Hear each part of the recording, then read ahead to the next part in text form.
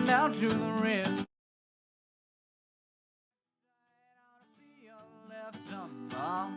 I love you when you're singing that song, and I get a lump in my throat 'cause you're gonna sing the words wrong.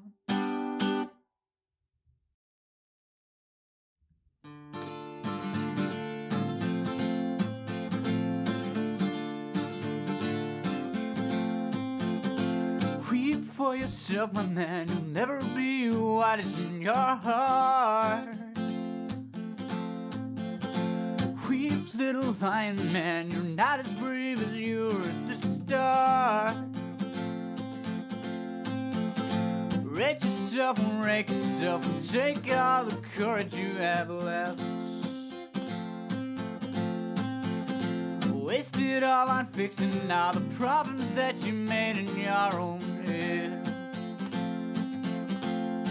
But it was not your fault but mine, and it was your heart on the line.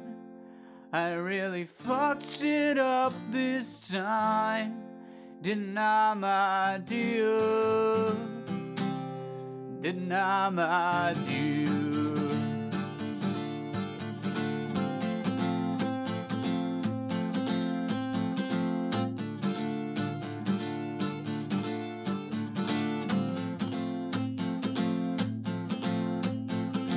Tremble for yourself, my man, you know that you've seen all of this before. Tremble, little lion man, you'll never settle any of your scores. Your grace is wasted and your face, your boldness stand alone among the wreck. So learn from your mother, or spend your days biting your own neck. And it was not your fault but mine, and it was your heart on the line. I really fucked it up this time, didn't I, my dear? And it was not your fault but mine, and it was your heart on the line. I really fucked it up this time, didn't I, my dear? It was not your fault but mine, and it was your heart on the line. I really fucked it up this time, didn't I, my dear? Didn't I, my dear? Where's the windpool? Well, hey there, everyone. I'm going to turn Cog down before it gets any louder. How are you guys doing today? It is Kristi. It is Sunday, and it's the happy hour. Welcome, and welcome as well from my co-host, my eternal co-host, my mothballed channel, but shortly going to be revived and brought back from the TED channel co-host, Kevin Logan of the Kevin Logan channel. Yes. Hello there. How are you? Yeah, I think mostly doing all right. I didn't leave my house today, you know. Like, that's most days these days. Well, neither did I, but I'm in mourning. So, for whom? The great comrade. He wasn't with us long, but it made a lasting impact on the world. The marshmallow hand wash. Oh, did you blow through your marshmallow hand wash? Yeah, it's. Now, is that because it was such a bad product that you went through it so fast, or you ended up loving it so much you just found excuses to rub it all over your hands? Well, there's not really an excuse. It's called washing your hands. Yeah, but you might have just found reasons to wash your hands. Neither of the paradigms you just explained is true. Basically, I washed my hands and it ran out. That's Right. that's what happens with like liquid soap. Okay. So there you go. See, I always use a pea-size amount and then work it up into a lather. I just sort of have this vision of you sort of like putting soap all over your hands and then just mostly rinsing No, I it just off. jizz out a few squirts and then wash my fucking hands. I mean, So, what was the marshmallow? plus you've got tiny hands. Mine are like washing the outside of a fucking building. Elephants. Come on now. Yeah, exactly. Anyway, so did your hands smell lovely and marshmallowy? Did it actually smell like marshmallows? That's what the people want to know. It just smelled kind of vaguely sweet, which was really quite off-putting when I was eating like spicy food, and you'd lift the thing to your face, and you'd get a slight little sweet smell in the air, and you think that's a bit weird. I'm not sure that's cool, but it kept my hands clean, which is literally the only purpose for hand wash. If you're germ-free or at least reduced. 99.9% of bacteria, I'll have you know. Yeah, so if that 0.01% still there, at least it smells good. Yeah. No, I got that. Yeah, I'm dead. Yeah. All right. So for the happy hour today, I think we have more YouTube drama than anything else. Really. Basically. Well, we've got some YouTube drama, some fucking mentalism from a regular on the show, Mr. Jacob Wohl.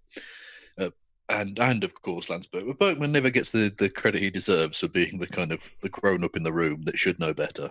That is a very good assessment, actually. Yeah. This should be like the Holmes and Watson of like poor reporting of, fakery. No, it's not even poor reporting. It's just utter fakery. Fakery.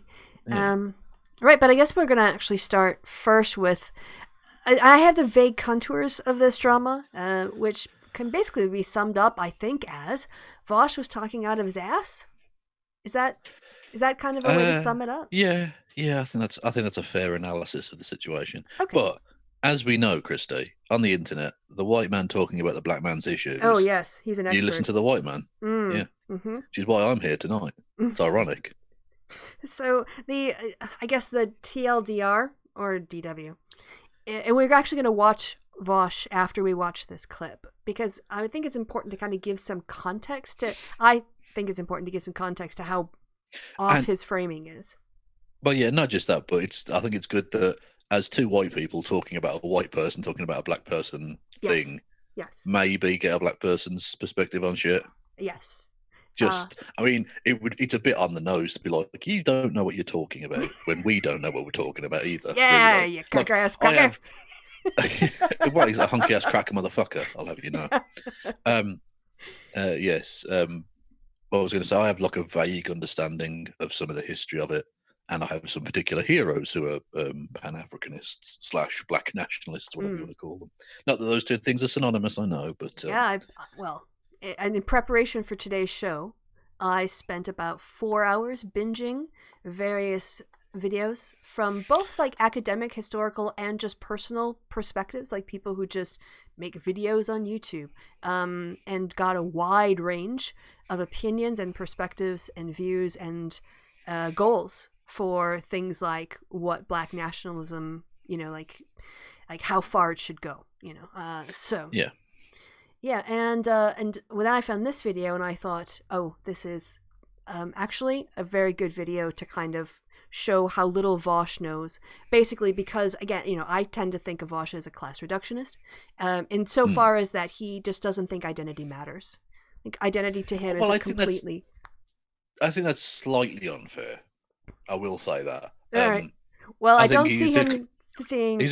He thinks feminism only matters if you do it via some sort of economic transformation. Yeah. No, that's sort of the contention I would have. And again, it's a minor nitpick. Don't see it as criticism, even particularly, because I think your analysis is basically correct, minus the fact that he does take into account, and I think this is partly because the left have accepted things like trans identity and stuff like that. He factors that in, but that's about it. It's sort of token admission that other people exist other than white people. No, I mean, for what it is I find him and Peter Coffin have the same framing, which is, how can I appropriate this intersection of oppression to harness it for my class revolution, or my economic transformation, absolutely. And therefore, if you're not doing economic liberation for women the way Vaush thinks, you're not a real feminist. I mean, he actually said that. And in those situations, you basically privilege class struggle above every other form of oppression. So you really don't actually see anything more important than class struggle. So you don't respect identity issues, because you just don't think they're as important, which is kind of what, I was saying before and we quibbled about. But so anyway, the long and short of it is Vaush was doing a one-for-one comparison, which we'll see, of black nationalism and white nationalism. Now, I'm not going to say, having listened to it, that there aren't elements of black nationalist thought that aren't what I would say highly problematic. But there are also, it's not at all comparable to white nationalism. They start. No, it's ridiculous. Yes, ridiculous.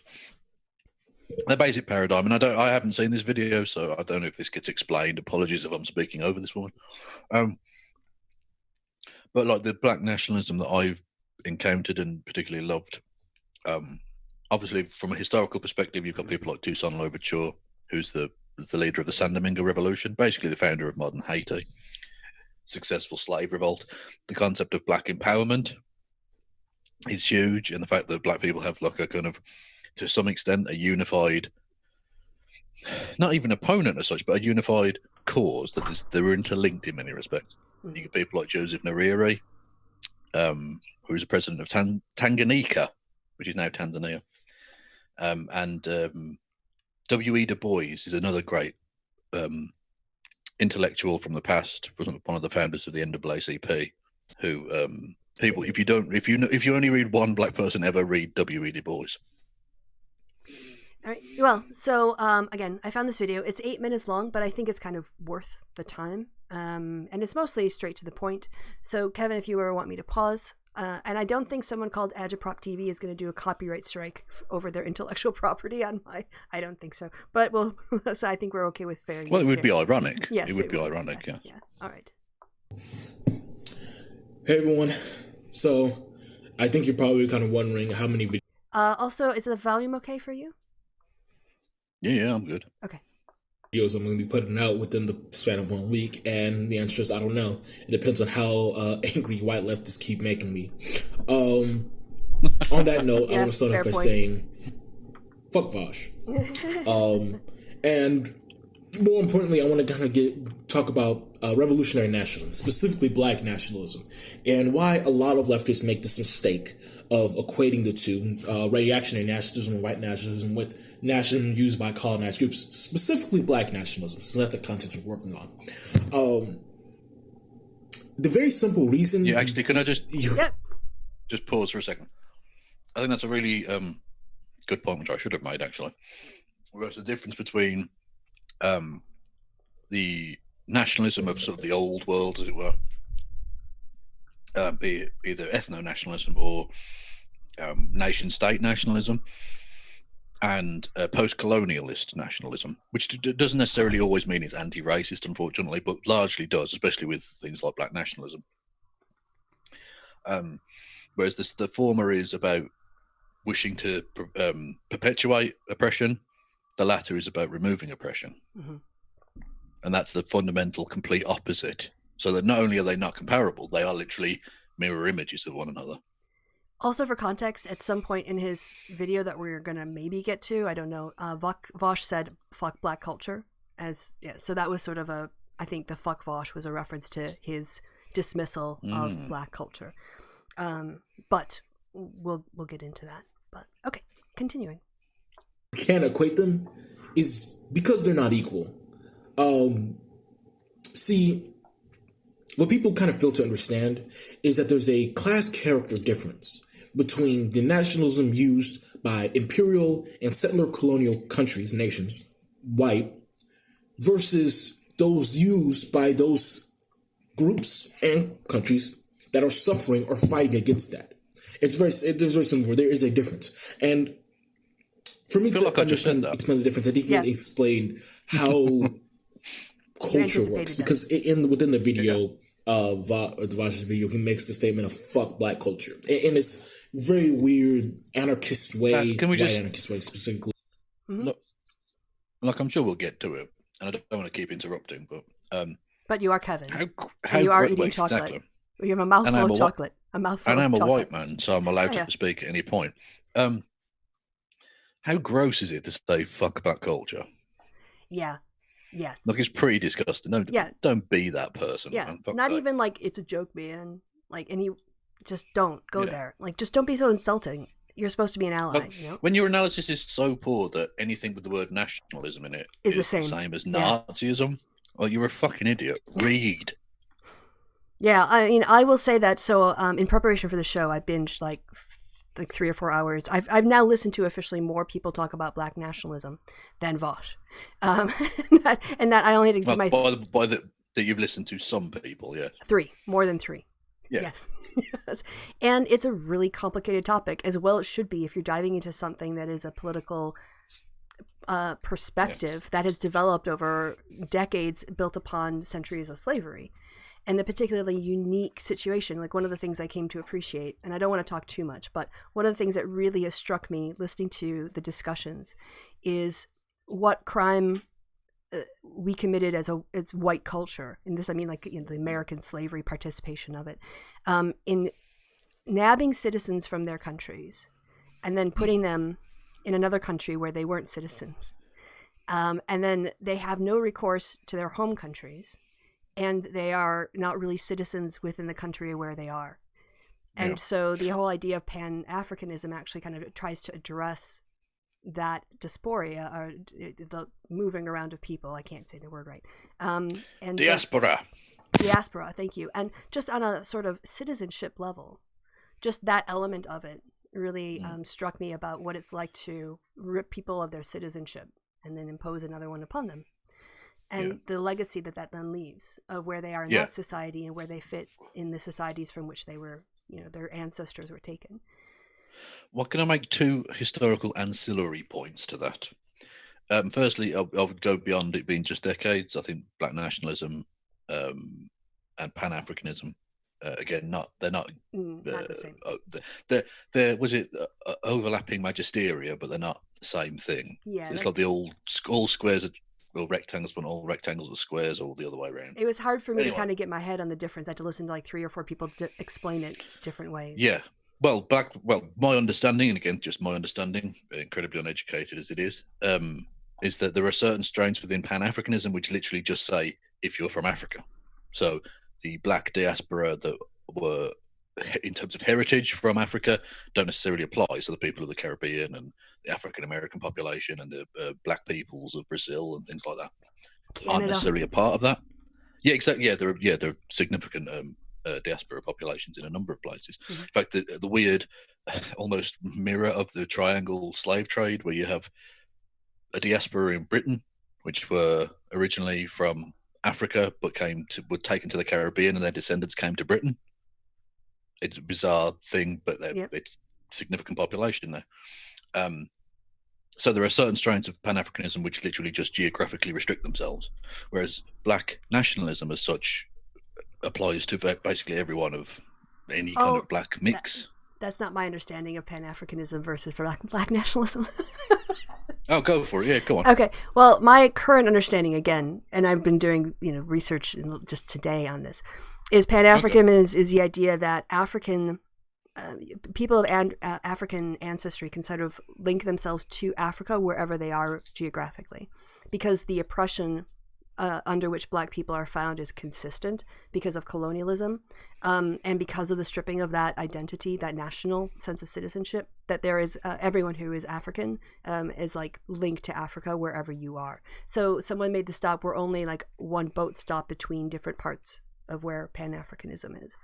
Yeah, no, but okay, yes. And then I'm saying some strains of Pan-Africanism. Okay. I'm not suggesting that's the definition. One, in fact, right. I would argue that's probably a reasonably fringe interpretation of it. But I'm just saying the reason that it's not absolutely overlapping, and they shouldn't really be used interchangeably, even though I sort of am, which hypocritical on myself, I suppose, is the fact that there are some geographically restricted versions of it, which are based around a certain kind of interpretation of old world nationalism and Black liberationism, as a kind of wanting to. There are some people like Muammar Gaddafi, for instance, who wanted to see Africa as one nation.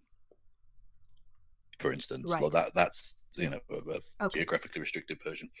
But anyway, yeah. So Black nationalism, Black liberationism, if you want to call it that, has existed for a long time. Like I mentioned, Toussaint Louverture, an amazing figure who you should definitely look at. One of the most interesting figures you've never heard of. Led the only successful slave revolt in the history of mankind. Created a nation. Incredible, and was born a slave. An amazing story. And that was, like I say, 250 years ago. And he was some of the ideas he was putting out are exactly mirrored by modern Black nationalism. It's an amazing thing.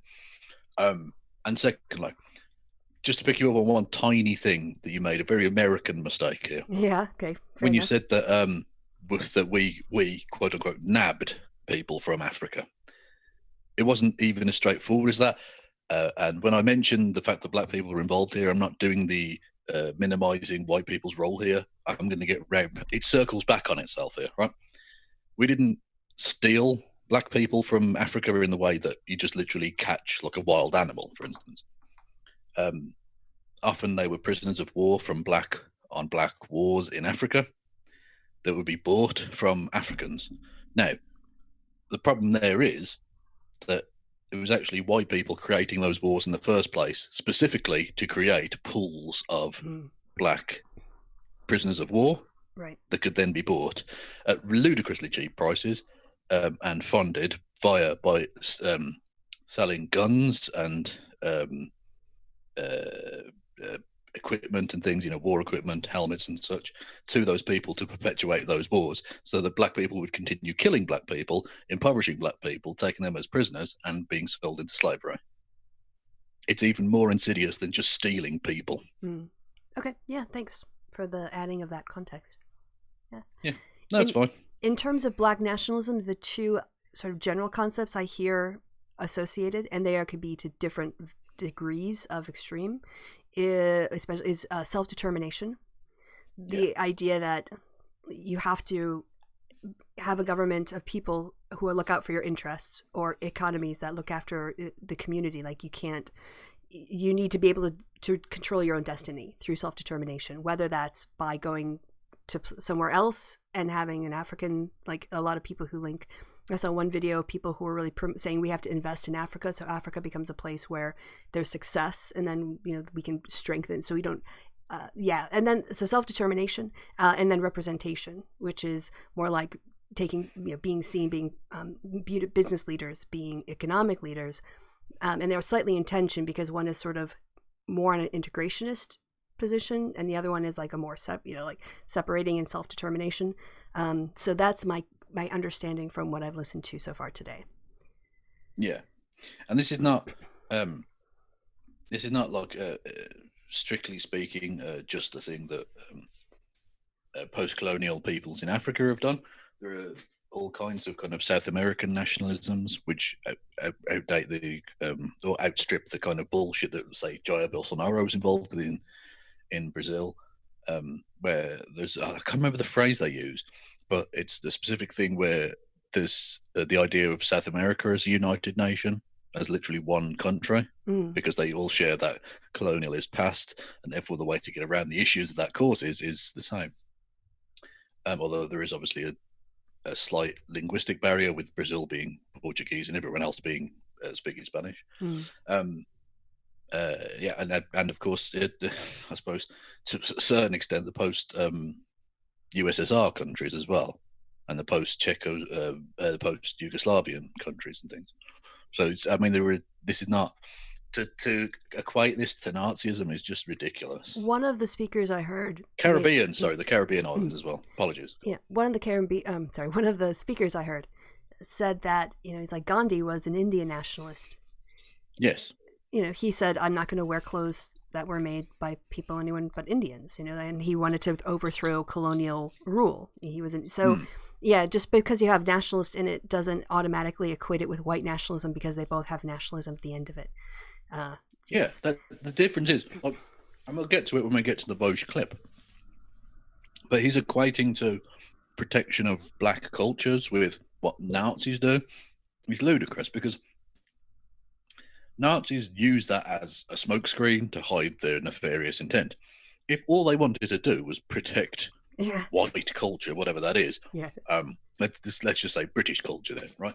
If you just want to go and dance about in a field, fucking maypole around a maypole, doing Morris dancing, Morris dancing, I wouldn't have a problem.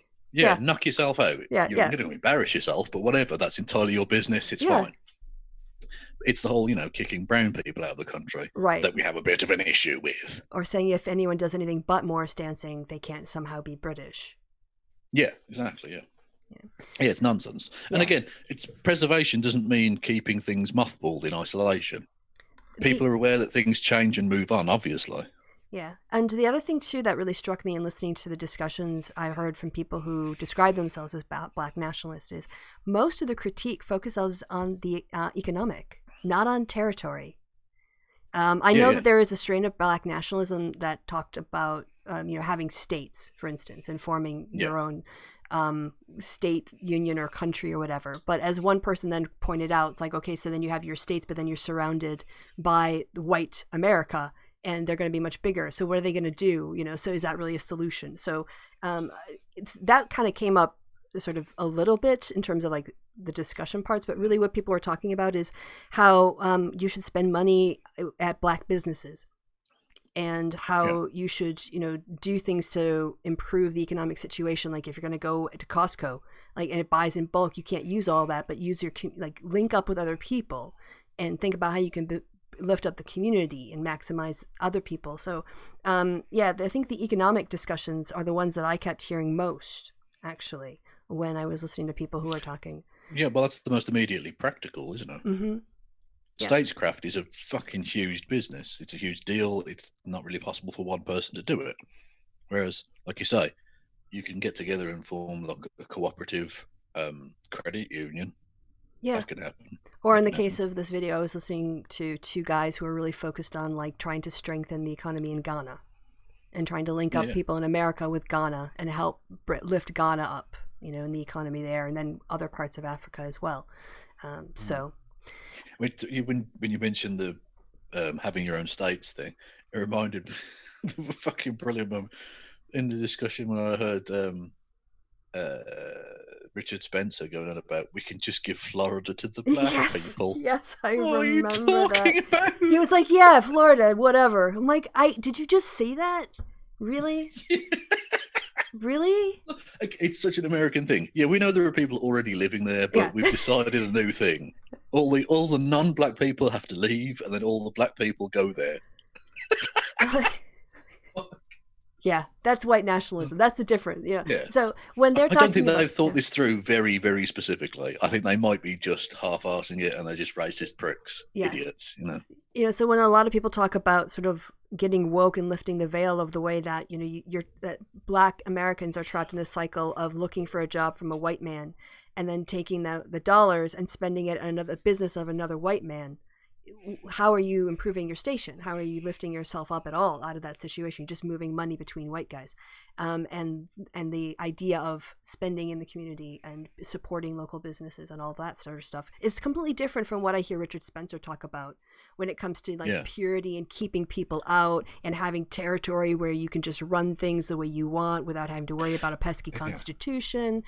And not just that, but ultimately, I think it boils down to one of the difference between love and hate, which is to boil it down to its most base form, but I think is absolutely true nonetheless, or there's a point to it, that white nationalists don't even like white people.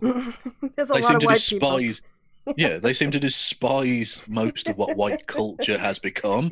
They seem to hate it. Whereas black nationalists are really proud of black people. Yeah. They seem to actually really quite like black people. They don't hate white people necessarily, although I'm not saying there are none of those people around. Yeah, there are some that probably do. They seem to actually like black people and black culture. You think, that's nice. That's actually pleasant. I can be on board with this, Yeah, it's not. So you listen to the rhetoric and the discussions, and even and again, I'm not saying I have understood everybody's position, and there are probably Kristi, you've listened to 3 people. That's the YouTube PhD.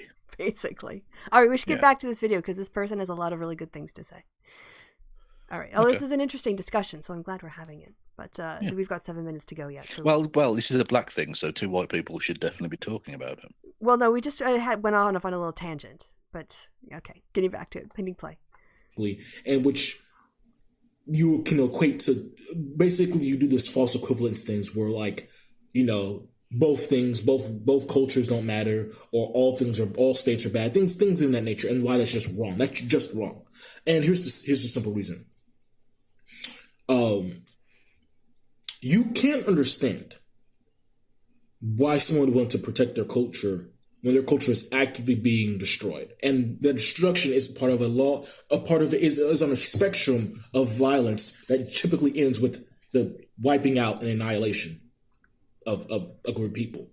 So For example, if your hair, growing out your hair, is demonized, like legislated against, that's a part of the culture that's being ripped away. If your language is the way you talk, either your dialect or your actual language, is either made illegal or is culturally seen as unprofessional or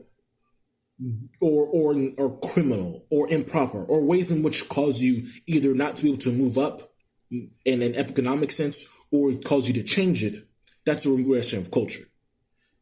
If the way you talk, your mannerisms, the way you dress, the way you dance, the way you make stuff, the way your community produces things, if these things are all seen in a light that is lesser or not as good as another group's, that one being in this context white people, that is a part of your culture being removed. But you have to understand that this isn't just anything. This isn't just because, right? This isn't just because people just hate black people. Yeah, they do, but there's a specific purpose for it. See, if everything you know about yourself and the group you come from is seen and portrayed and punished, seen as bad and punished for that, you have to look somewhere else. And where do you look? Well, the group that does it, the group that delineates it, the group that decides what culture is elevated and what is denigrated. That is white people. White supremacy is the thing you look towards. And that has the effect of keeping it in place. And why is that? Because if you can't see yourself, if you can't see others like you as good enough, as actual human beings, then there's no way you can actually collectivize. There's no way you can actually come together and resist against it. You will unwittingly participate in your own oppression because that's the only thing you understand as the way in which things work. You can look at any colonial society, any society that has suffered under colonialism, whether it be Algeria, whether it be Vietnam, whether it be Philippines, right here in the United States, in Canada, in South America. You can tell the difference when someone believes that the colonizer is everything there is to when it means to be a person versus when the colonizers. When you view the colonizer as the only in everything in all the ideologies that they have as the only way of going forward, you are only going to see this oppression as natural, as the only way of being. When you actually break that, Yeah, I think that's actually a really interesting point, which doesn't get considered enough, especially by myself. Because you see the more obvious oppressions of like slavery and murder and mass incarceration, like the literal physical domination type stuff. But it doesn't get often, I think, talked about, certainly outside of interesting sort of black nationalist circles, I suppose. The psychological torment inflicted upon, over the centuries, hundreds of millions of people, billions of people, possibly, whatever. You see it now, we're often like white, light-skinned, like what they call it, colorism, where light-skinned black people are seen as somehow better or whatever because they're more like white people.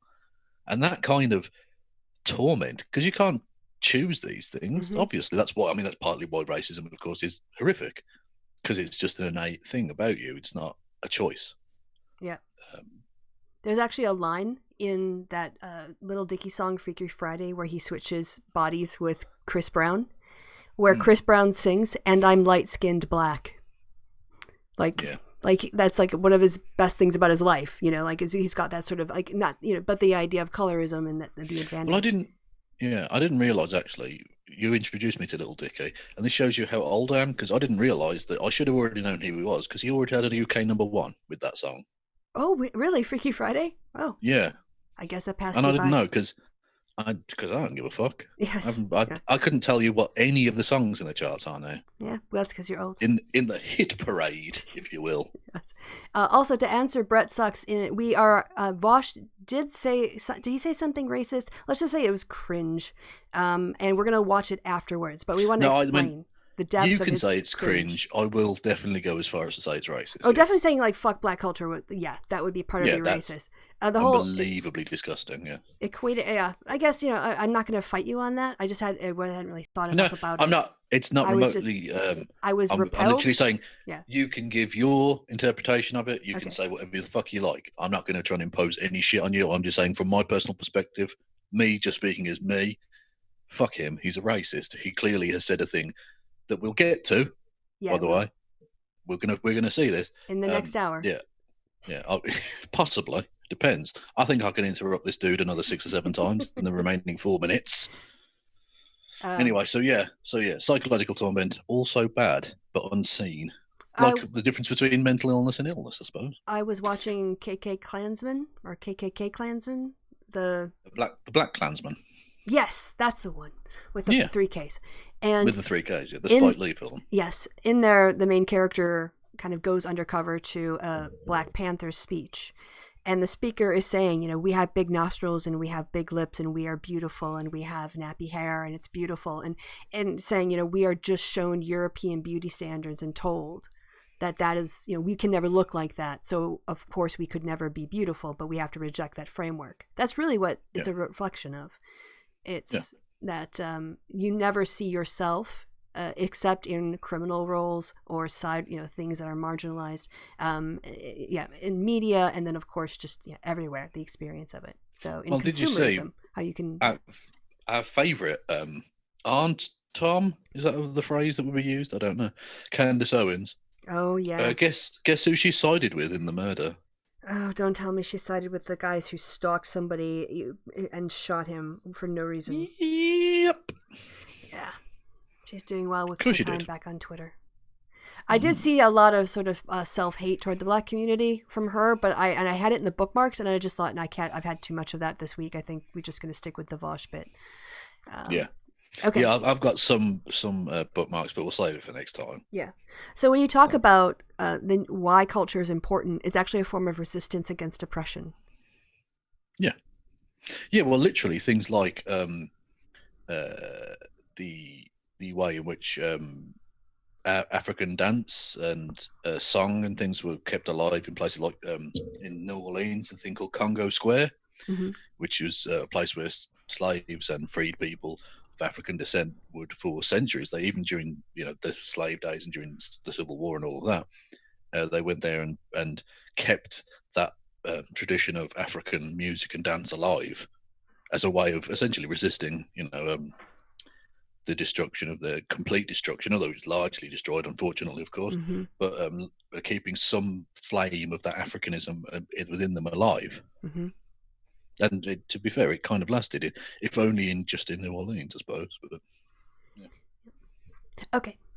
Anyway, this person is incredibly eloquent, so I'm really glad we did this first, and I hope you're enjoying the video too, Kevin. Yeah, absolutely. Some fantastic points. Yeah. Yeah. Okay. So here we go. You break that hegemony, you actually can see the world for how it is. That's what the term being woke comes from, if you didn't know. That's the term woke that's being misappropriated by whites. That's where it comes from. It's being able to see the veil of white supremacy for what it is and what the destruction nature is. So you're no longer blaming yourself for all the terrible violence that happens in your communities. So how do you do that? Well, you do that through revolutionary nationalism. See, it's different because in working to preserve your culture, in working to lift yourself up in comparison. So sorry, their camera went out, Joe. So there was just a camera. It was just too bad, but they did get back into it. Sorry, so. Video cut off. So we're going to have to, this is going to be like, hopefully I can melt this together. But anyway, I'm going to keep going on. Through revolutionary nationalism and through preservation and uplifting of your culture, you can actually you can unify with the groups that struggle, that are trying to resist against this oppression and actually beat it. That's how you do it. So no, this whole, fuck black culture, or, oh man, both nationalisms are bad, or it's both racism, that's a lie. That is a straight lie, and it's racist. It's specifically it is racist. A white national, it's a specifically white supremacist lie. I'll take on that point. Yeah. That's like saying, that's literally... Can I just... Yeah, I think it's worth pointing out, when people go on about equating that the revolutionary aspect of this is actually really quite important. Because a little known fact, did you know the first place that Nelson Mandela went to upon his release? No. Well, the first foreign place, obviously he'd stayed in South Africa for quite a while. The first foreign trip abroad he went. I already said no. Oh, sorry. Okay, I missed that. Sorry. Okay. He went to Cuba. Okay. To thank Fidel Castro for the help in the Black liberation struggle in Africa. Oh. Yeah. So, I mean, I'm not saying Fidel Castro, good guy, just saying there are elements of unifying with revolutionary forces that are worthwhile and productive. And even Nelson Mandela, who was seen quite rightly as like I suppose now in the wake of his death, a kind of safe option, although he clearly wasn't for white people for a long time. Mm-hmm. People forget the revolutionary aspect of that. Same with Martin Luther King, very staunch anti-capitalist. Or Rosa Parks. Pushed to the side, you know. Rosa Parks. He was just for the black people. That's all. Don't look at the revolutionary aspect of it. Yeah, Rosa Parks being cited by COVID, lockdown protesters. Yes. Yeah. I mean, fucking white people. Okay. Exactly, just white people. All right, can we hit play? You all ready? Yes. Okay. What you're doing is like saying you're going to a sheep who's running from a wolf and saying, hey, killing and eating someone is wrong, right? While they're running away from being killed and eaten. You see what that weird? It's this weird way in which you can tell an oppressed group that violence against their oppressor is bad while they're suffering from violence. You see, there's no logic in that. It's the same logic that these white anarchists will say, oh man, when they look at Palestinian children get bombed and sit here in their right minds and say, oh, well, there should be a no state solution. What? What does that do? Well, you have to think about this. If you don't remove, let's take that example for example. If you don't remove the settler colonial state that is Israel from the equation, what happens with, what is the logical conclusion of a no state solution? The Palestinian people get wiped out. That's it. That's the in conclusion. No matter what you mean it to say, no matter what you're trying to say, if you don't actually remove that power imbalance, there is no way in which you can say that and it not mean the obliteration of a group of people. If you do not functionally get rid of white supremacy, and let me leave you in a secret, that shit ain't anywhere near gone. And you haven't done anything, I'm talking to you white leftists, to stop it. What does it mean when you say both nationalisms are bad or fuck black culture? What does that look like? What does that look like in a society right now where the pandemic is killing the majority of black people? What does that look like when police brutality is spiking and we know who the main recipients are? What does it look like when 19th and 20th century white lynch mobs are resurging? What does that look like what does that sound like when you say fuck black culture? Or when you say, hey, the tools you can use to fight white supremacy are just as bad as the tools they use to oppress you? Doesn't really make sense, does it? It kind of sounds pretty brainless, doesn't it? Well, anyway, I hope this helped people who maybe not understand why revolutionary nationalism, black nationalism specifically, isn't the same. Is not the same as reactionary nationalism. But hopefully, this did help. Peace. Right. So. Yeah. Very good point. And just as an addendum to one of the points that was made there about the pandemic killing more black people, I think that's true in America, and it's certainly true here in Britain. There was actually a fantastic study, which I only looked at the results. I haven't actually read the study, but I saw the results of that, and there was some fascinating things in it. Not just that it's predominantly. The black people are something like black people are 6 times more likely to die if they contract it, and the Asian people are 4 times more likely to die. But that those statistics hold up even if you take healthcare workers. So if you take out the socioeconomic aspect, because obviously pay grades are done universally because we have a universal healthcare system. So income inequality isn't a factor. Socioeconomic status isn't a factor. Those numbers still hold up. So there's clearly something awry, something amiss that's going on here that goes beyond just, economics. I don't know what that is. I don't profess to know the answer, but it's just an interesting little... Well, it's an unexplained portion of the variance that isn't accounted for by the things in your model, which means it must be something that you haven't measured yet. Or included. And that's the noise Kristi makes when she comes. So that's kind of Look, about economic you can models take- and stuff. It's You can take the girl out of teaching statistics, or at least methods, Yeah. but you can't take it out of the girl. Like, you know, it's in you me start talking about forever. percentages and stuff, and she starts humming. Like, ooh, unexplained variance. All right. Anyway, talking of orgasm, no, No. definitely not. Vaush. Turd Ferguson. Turd Ferguson. No, because Turd Ferguson is funny. That's true. It is a funny Turd name. Ferguson is it's a funny name. It's a funny character acted brilliantly by a very good comic actor. Yeah.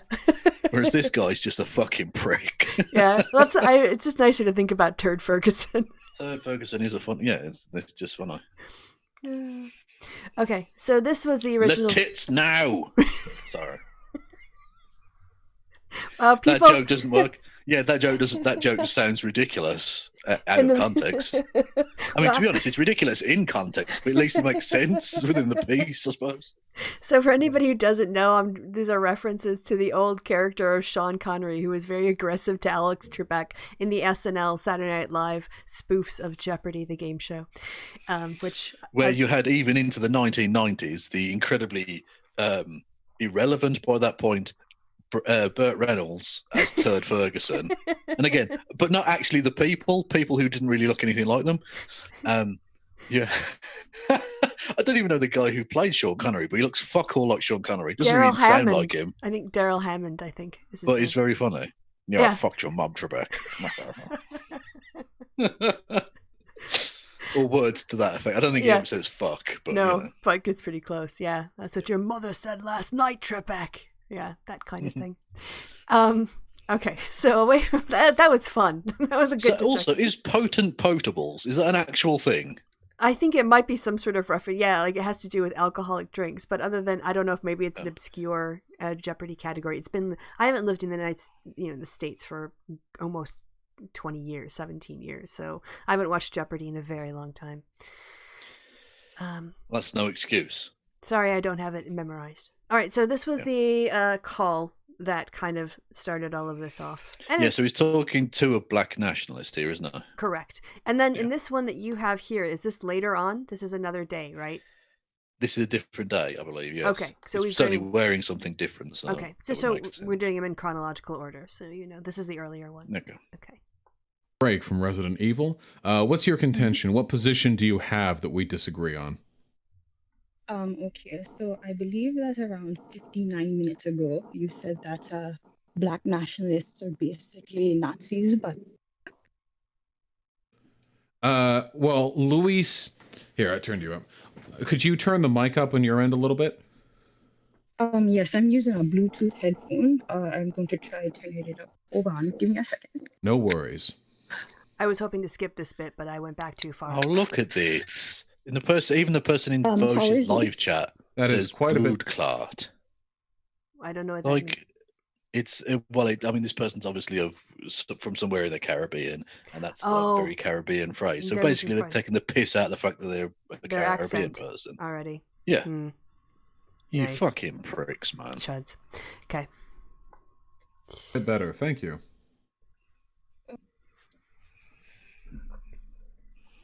So, yes. And there's other things that...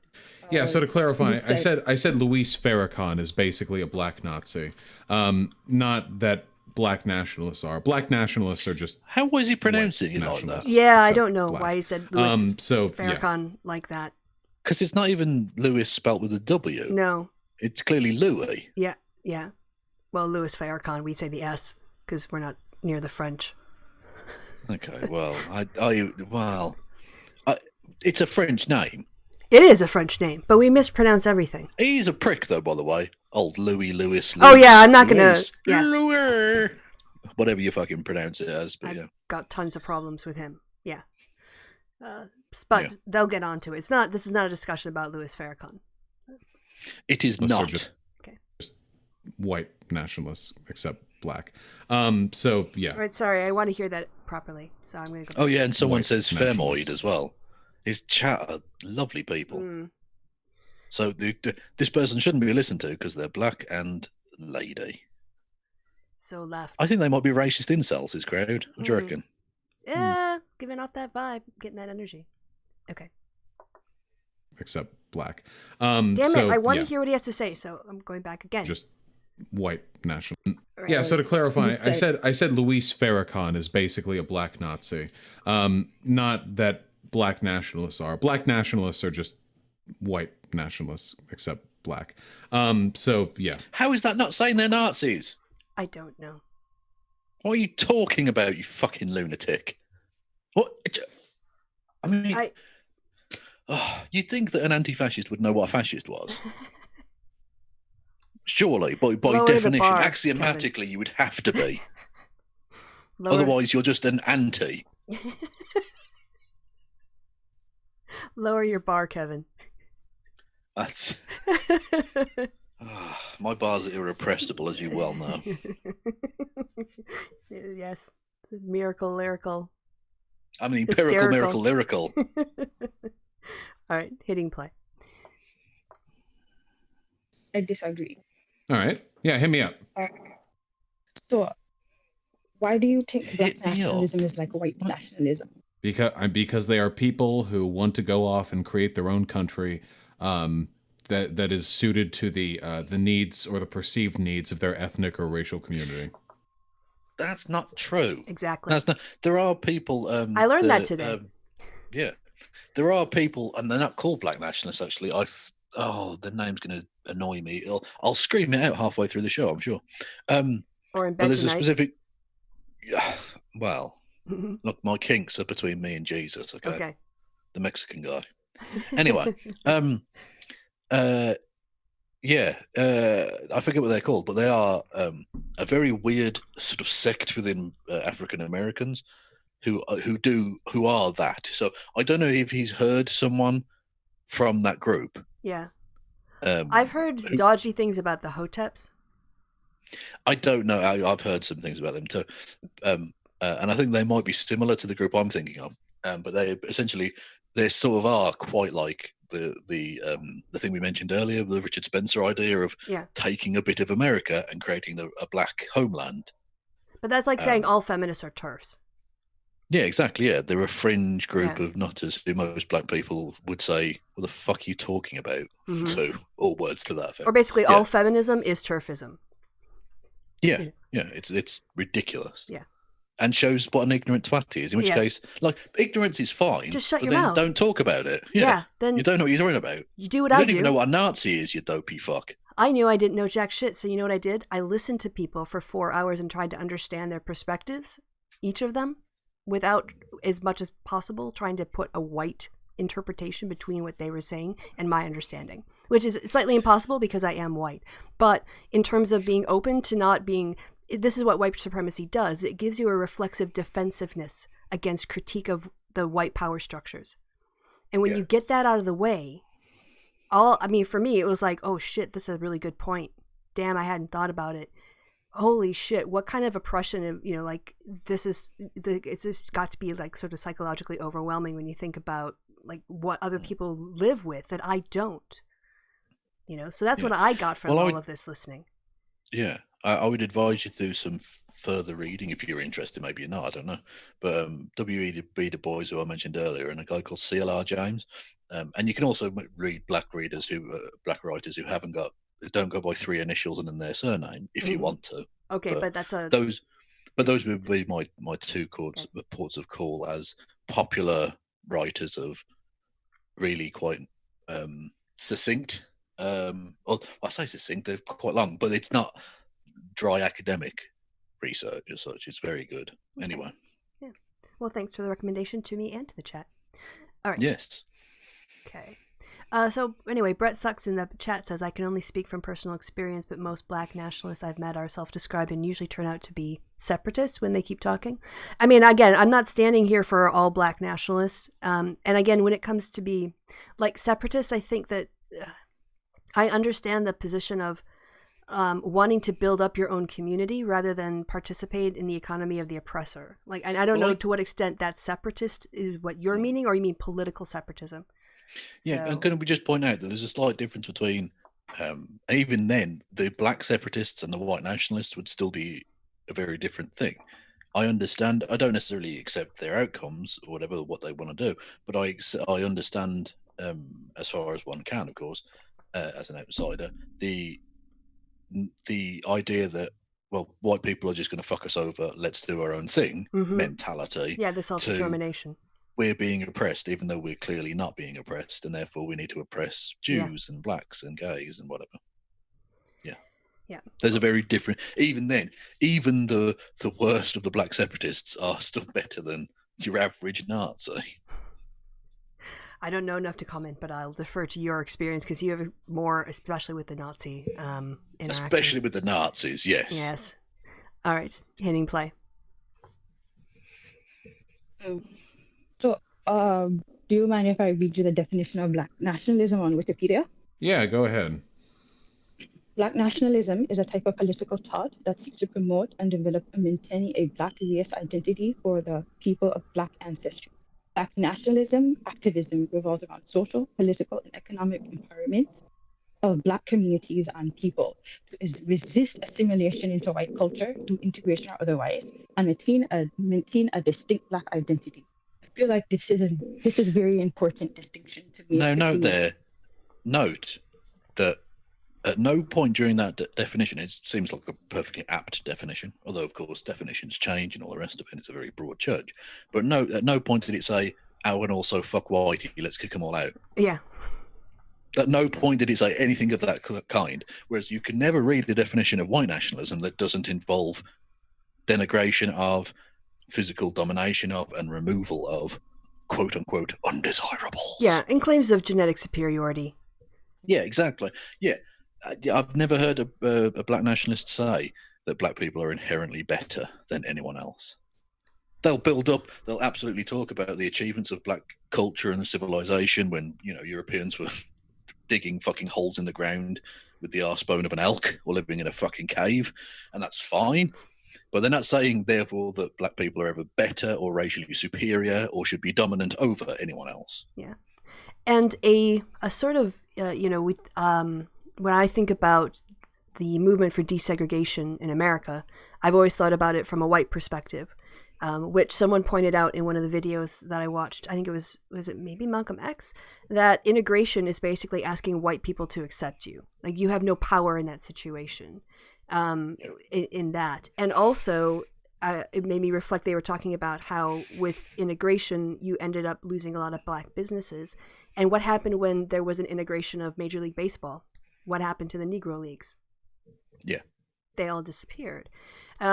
So I think that as a critique of the strategy in terms of preserving the black economy that was built is actually a pretty valid one.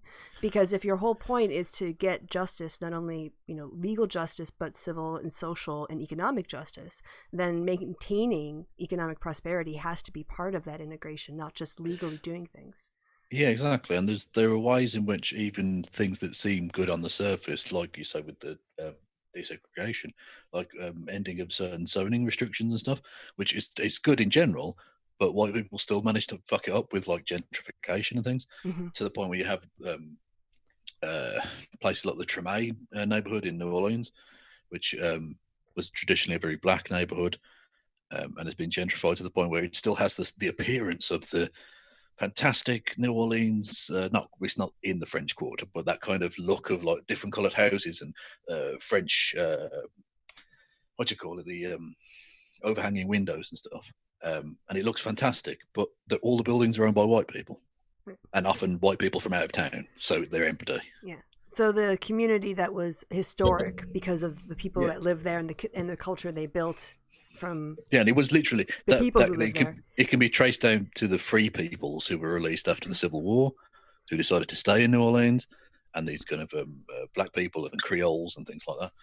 And they lived there for 150 years. And then white people went, yeah. Oh, look, it's very fashionable. It's so fashionable to have a property there. Look how quaint this is. And then they just drive up the prices and drive out the actual community that made it famous. And it's basically rich Texans and New Yorkers who turn up there for 1 week during Mardi Gras and then fuck off again. And the black people now live everywhere else, and that community is destroyed. So even a good thing like ending of zoning restrictions Mm-hmm. means you end up destroying black communities. Look, it's just, oh my God. The insidious nature of it is just remarkable. Yeah. How it always ends up perpetuating itself. It's so, Yeah. well, it's a pandemic. Whiteness is a pandemic. When you start like listening, thinking, and working this out, and then you hear a black speaker talking about the way that the white system is designed to undermine black communities, you're like, yeah, man, like you're totally right. Everywhere you turn, people are getting screwed. People in the black community, whether it's the criminal justice system, the economic system, the school system, health system, everything, food access, all this stuff, environmental pollution, just like. Yeah. All right. So continuing on with the video. White nationalism, which is that's racism. that's how a white nationalist would write it out if they were the one writing their own wiki page. Yeah. The difference here is, I mean, we're being more favorable to black nationalism because black people don't have the same socio-political power, and therefore their fuck-ups don't really hurt society as much as the fuck-ups of white folk. But what you just said is exactly what I've heard white people describe white nationalism What as. are you, patronizing little prick? Yep. He's just white-splaining black nationalism to a black nationalist. That's all. He clearly doesn't understand it, but he's going to describe it Mm-hmm. in this way. Like, yeah, obviously white nationalists will fucking lie. We know. But you seem to have bought into that lie, as we'll see in the clip in a second, going on about it being, well, that's what white nationalists do. Well, no, that isn't what they do. It's what they say they do. They're saying they're protecting white heritage or whatever. They're not. We know they're not. No, they're going around beating people up or going around with guns to protest to make people sick or other crazy or unhelpful, harmful things to actually white people and everybody else. Well, like terrorism. A silly joke, but it made me laugh nonetheless. As they started opening up various places around America, and there was a fast food restaurant, I forget which, and God knows how many of these fucking armed, basically terrorists, for want of a better phrase, turned up there, and someone just put the picture of them like standing in the queue right next to each other, so no social distancing there, with the phrase "Meal Team 6." And I laughed at that. I thought that was funny. That is funny. I feel desperately sad for the people forced to work minimum wage for these fucking assholes. Yep. But there we go. Again, you'll be surprised. It was mostly black people behind the desk. Yep. Because and mostly white people in front of it. Mm-hmm. Right. All right. Hitting play. Although, again, there's the thing you pointed out with the guy going on about he wanted to buy a toaster. Yeah, we'll get to him. He is in my bookmarks. Amazing. Yeah, won't someone think of the toasterless boomer? Yes, the lament of the privileged white man. We might get to that. Maybe. Yeah. We'll see. Maybe. Who knows? All right. All right. Hitting play. Say, I'm not racist. I just want to protect the cultural and ethnic homogeneity of my people from any negative influence that could be received from people of different ethnic groups. But the thing is that there isn't really a white culture. Like, there is a German culture and an Italian culture and a British culture, but people in America, African Americans, don't have that kind of tie because we denied that to them. So instead, they have a black culture.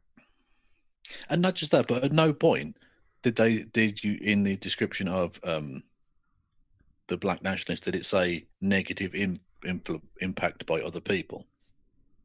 Mm-hmm. I don't recall them saying that. So again, even within your strawmanned version of this, it's still wrong, Vaush. I look over and I see that Brett Sucks is basically making the same point to me as I just did in the chat, saying white culture doesn't exist. No, it doesn't. It actually has. You have, and not just that, but ultimately, the white culture that is being sought to be preserved, quote unquote, by these white nationalists never existed. No, it's a construct of slavery. Yeah, it's a nonsense. They want to go back to a mythical time where everything was this weird amalgam of white people being awesome and pure, and it's never happened. It's never existed. Well, no, I just thought it was back to the time when they could own people and women didn't have any rights. That was no, but even then, I mean, that's because that's obviously not black. That's not white nationalism. That black people still exist in the land owned by the white people. So Oh, even okay. then, that doesn't actually work. I guess I was So thinking even about there's colonial American being sort of Oh, well, okay, rarefied yeah, as no, this great time. yeah, they prefer to go back to the 50s or the 1850s or the 1750s, yeah, more like whatever. I'm thinking 1750s. Yeah. Yeah, but regardless of all of that, there's never a point in history you could go to that would actually fulfill the criteria they claim Yeah. to love about white Yeah. people. Okay, I So see the point you're basically, making now. they love a fake version of white people that's never existed. Right. Yeah. Okay. So I they see. don't like white people. All right. Hitting play. So it's pretty much the same. The only difference, like, of course, white nationalists. The thirsty Chilean makes an appearance. Oi, oi. Okay. Becoming a bit of a stalker. Old coachy poos, eh? All right, I'll hitting play. Are more destructive because they're, there's greater like power base. Do you think that like that what you said, the whole of greater framework of white supremacy is like removed from Black nationalism? Because I think that is very important to consider. I don't think you can ignore that.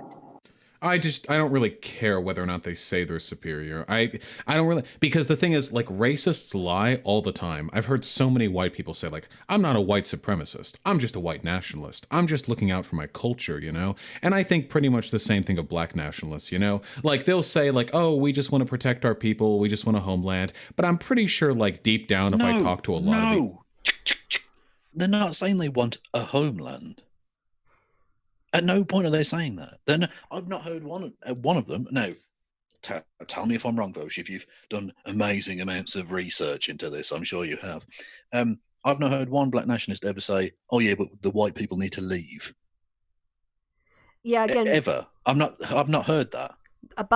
In terms of, I don't know if I really heard any. I heard people again describe it, but no one specifically advocate for the idea of basically like having 5 southern states be turned into a separate country as a solution. But that was also, I think, when people were talking about like going to Liberia, solutions that were like pre-civil rights, like sort of late 1800s, early 1900s kind of time period. It was still colonialism, shall we say. Yeah. Where getting, moving to and having a separate country was a way to get self-determination and representation. Yeah. And then after colonialism, again, Africans started to develop their own nations and built on fake lines, but there was increasingly self-determination. So then the argument kind of, got, I think, more muddled, but I haven't, again, that's just my understanding. But yeah, not the same at all as white nationalism. No. These people, they probably think that white people are the scum of the fucking earth, and that white culture is like disgusting and dangerous and so on and so forth, and that they're based epic. Oh, God, what an idiot! Right, firstly, you it's good to see that Vaush has really sharpened his skill at mind reading. That's good. Yeah. Also, I mean, very Sargon. Obviously, it is very yes. Yeah, you believe what I want you to believe because it's convenient for my racist argument. Anyway, can you blame them for thinking that black culture, for black people thinking white culture is dangerous? Because on a very personal level, it has been enormously dangerous to them. It has been used to systematically oppress them and keep them down economically and underrepresented in business and in politics and in social life. So do you think Ahmed Arba might consider white culture to have been dangerous to him? Mm-hmm. I would suggest he had every right to, yes. And indeed his family and everyone who's known him and known the story. Frankly, I see white culture as dangerous. Yeah, the thing is that we're just not in danger from it. You and I aren't in danger from white not culture. because of our race, but we are in danger in terms of like these fucking idiots going, well, let's just go out into the pandemic, because then everyone's in danger. Well, yes, but I'm just thinking. But it's not based on race, yeah. But we aren't going to be the sort of victims of racial profiling, No. Well, other than, maybe people saying, you could do with a tan, Kev. Come on now. You look silly. Yeah. You look like a ghost. So, you ready to hit play here? I was born ready to hit play. Okay. Black ethno-nationalist culture would be better. So I like it. It's all just the same to me, honestly. I'm both siding this. I'm enlightened centrist between black and white nationalism. I don't know what based means, so but I will say, have you spoken to a lot of black nationalists? Not nearly as many as white nationalists. No, I've talked to maybe like two. I've had serious convos with like 2 or 3. Apart from that, it's just been like seeing their Twitter threads or whatever, where they are pretty racist against white people pretty often. Yeah, because Twitter is such a great representation of what people are like in a general movement or just anywhere. Like Twitter is a terrible. Note that I've asked people to do some reading from academics, from great black thinkers of the past who have set the groundwork for what modern black nationalism is and has become and will become. Vaush said, no, well, I've read some Twitter. I've got some, particularly, you know. I read some of those inflammatory things all on of the Twitter. writers that I've mentioned before, but I still don't consider myself anything like an expert. Certainly not to the point where I would go on and take on a black nationalist in conversation and say, no, you just like Nazis. Well, whereas Vaush has talked to a couple of people and read Twitter and read a couple tweets. No, I know enough to compare you people, you know, the funny little brown chaps, to the Nazis. What's that? To have the confidence of a mediocre white man. Is that the... Indeed. And the thing is, I am a mediocre white man and I still don't have it. I'm pissed off. No, it's nice. I like the humility. It's good. Thank you. You know, because I didn't know anything, so I went and listened, like I said. Vaush just read Twitter. That's all you need. He's got a Twitter PhD, which is worse than a fucking YouTube PhD. Good Lord. All right, hitting play. It doesn't hurt my feelings or anything. Just, I don't know if it's very politically defensible. Okay, so in that sense, that I think you said you only black nationalist. So I consider myself a black nationalist, but I am not really interested in like destroying white people or hurting them. I am more interested in the empowerment of black people. And most black nationalists... But that's what they'd say, though. But the thing is, white people don't need to be empowered because they already benefit from the white system. More so, the other people are being disempowered and they're being advantaged. That's the benefit they get from the white supremacist system. Yeah. So yeah, well, that's the thing. As I've forgotten, and Ajit Prop said earlier in the video we watched, there's no threat to white culture. White culture is not being driven out.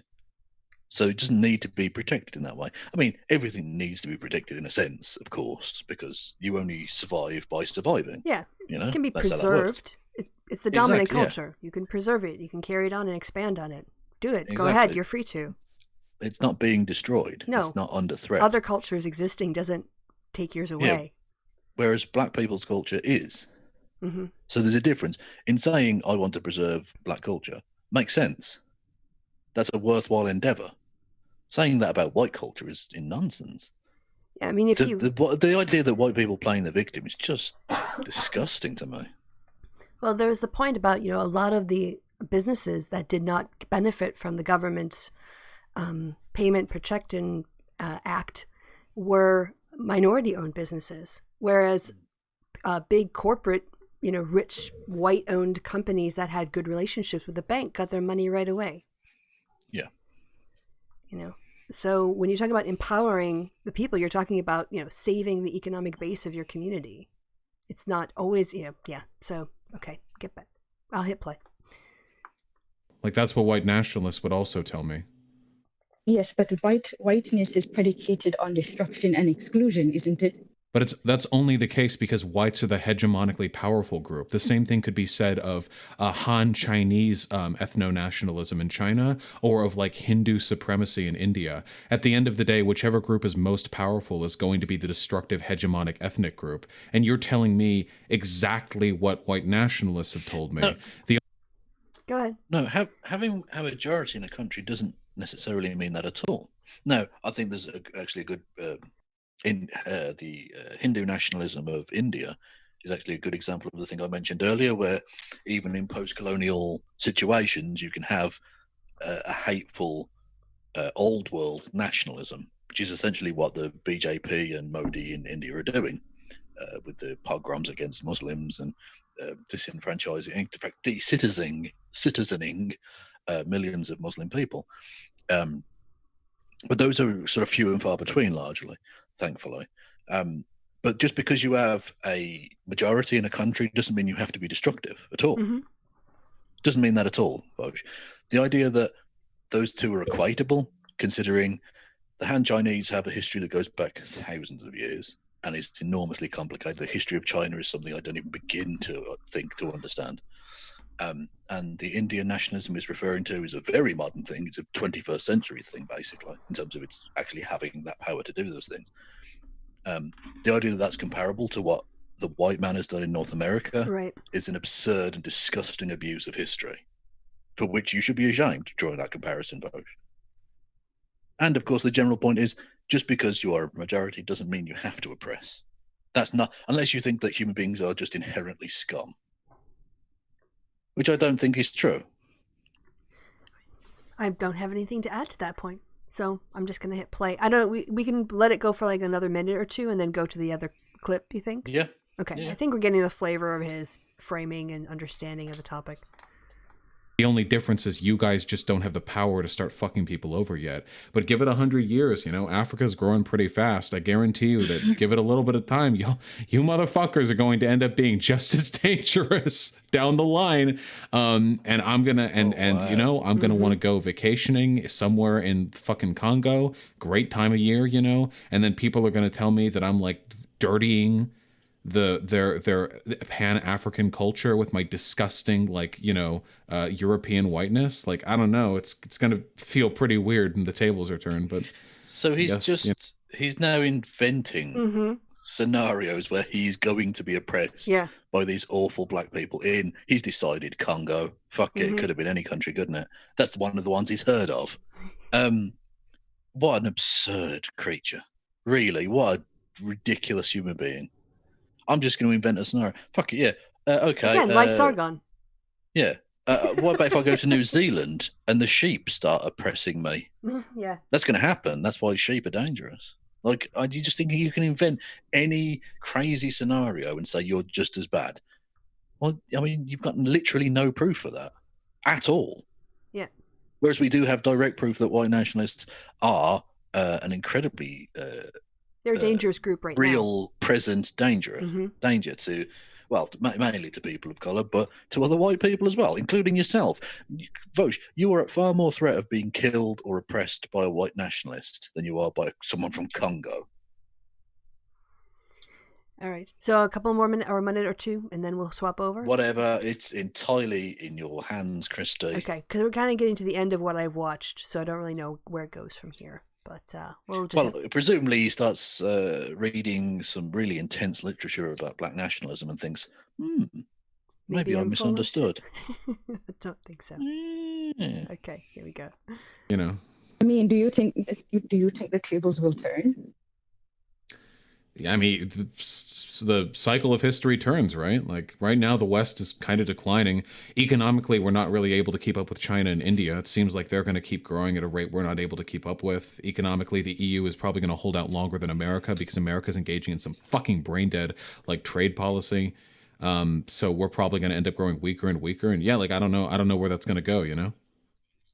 Well, so what I'm hearing is that you said in theory, black nationalism is similar to white nationalism, but I'm more focused on the practical applications of it.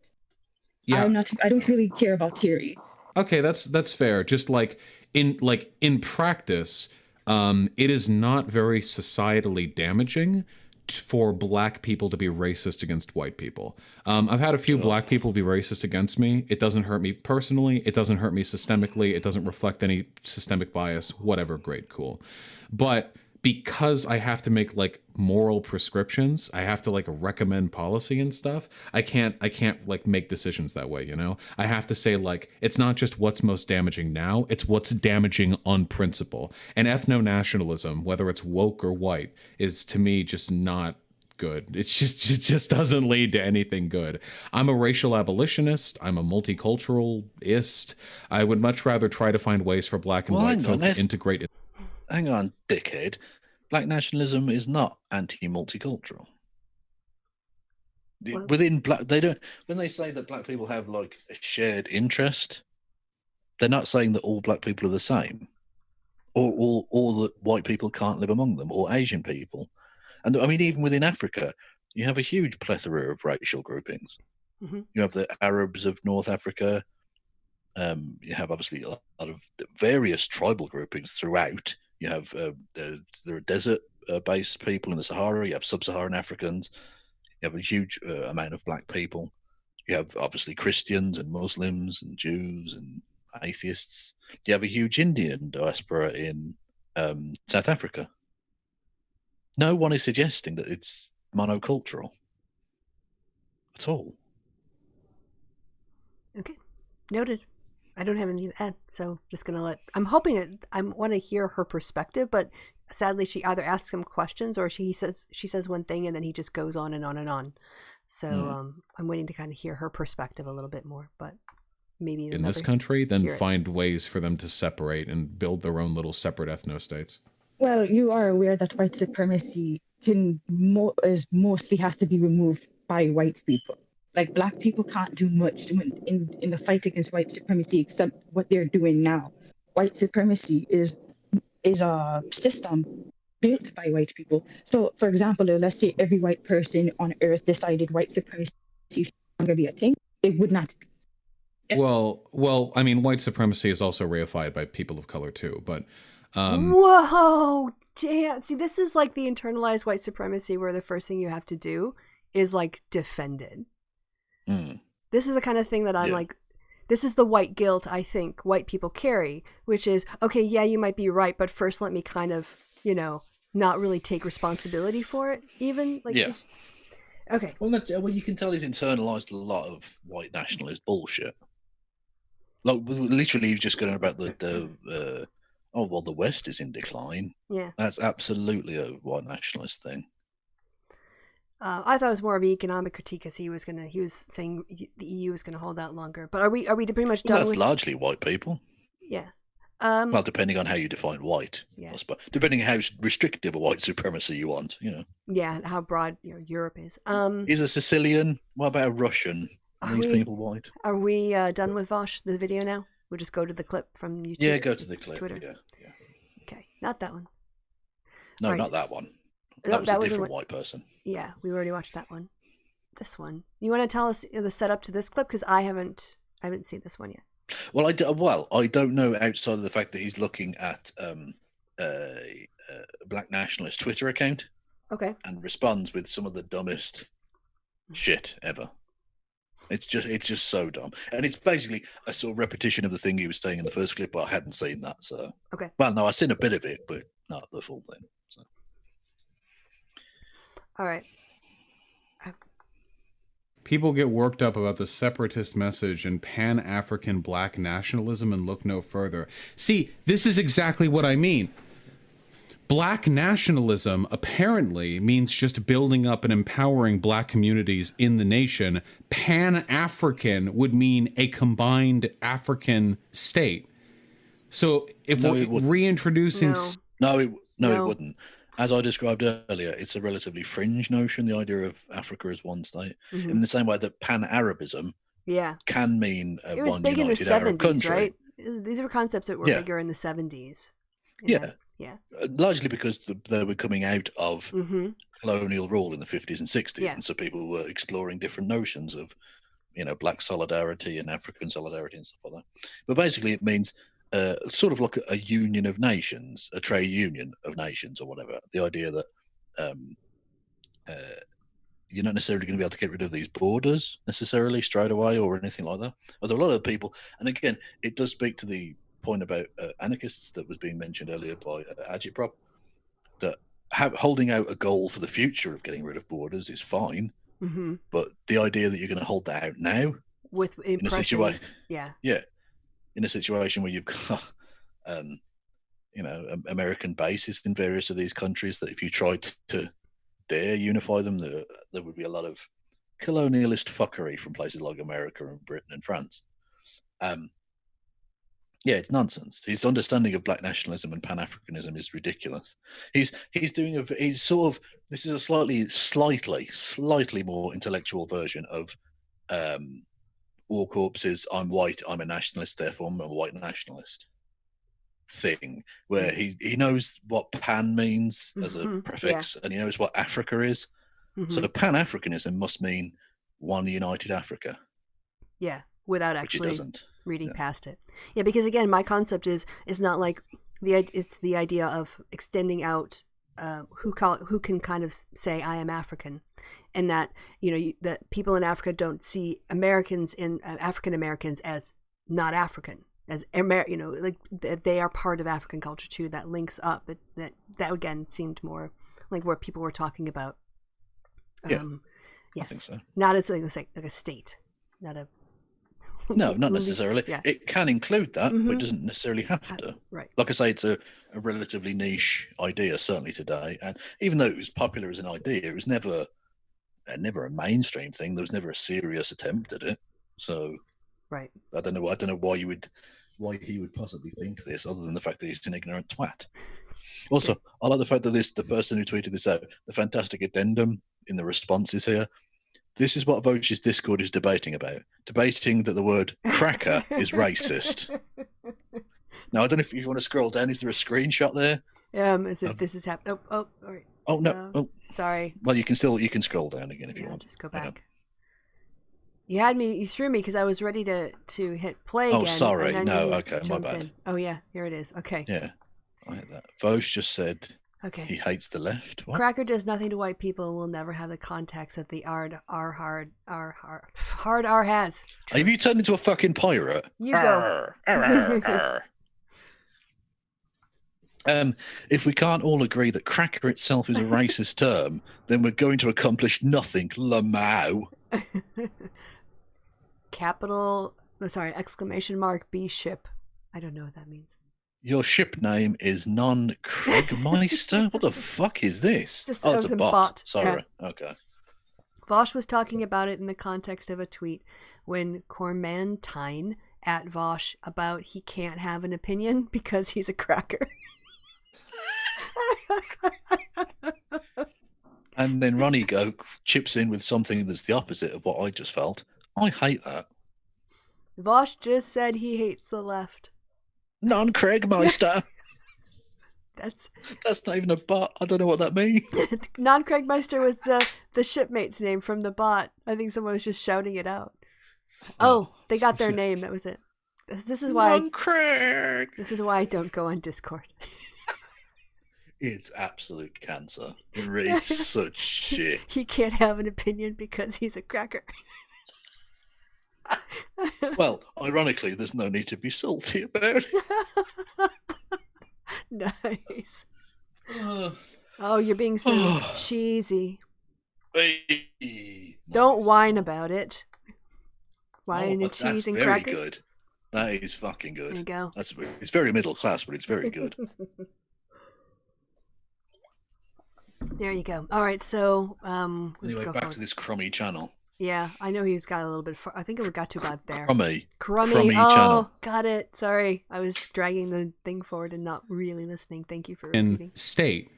So if we're reintroducing statism into black nationalism, we're talking about an ethno-state, aren't we? No, you fucking idiot. The closest European analog to Pan-African nationalism is probably Stoicism. What the fuck are you talking? Because it's not about a legal state. It's not like an aspiration for a government, Pan-African government, one world, one continent. Yeah, like Senate. Yeah, that's not a thing, is it? No, it's ridiculous. Okay. Initially it was about black liberation, and I suppose it is to a degree, but it not in the genuine sense of like being colonially ruled in the way that obviously they were. In the 50s until very recently. Yeah. I mean, it only really started happening in the 1960s that countries, were freed and were free to become their own states. Yeah, They're not even 100 years old yet. Yeah, there are people alive that were born Yeah. literally owned, or the country was owned by the French or the British or whoever. Yeah. Okay. Sorry. Closest European analog to Pan-African nationalism is probably Stoicism. What the fuck are you What the fuck are you talking about?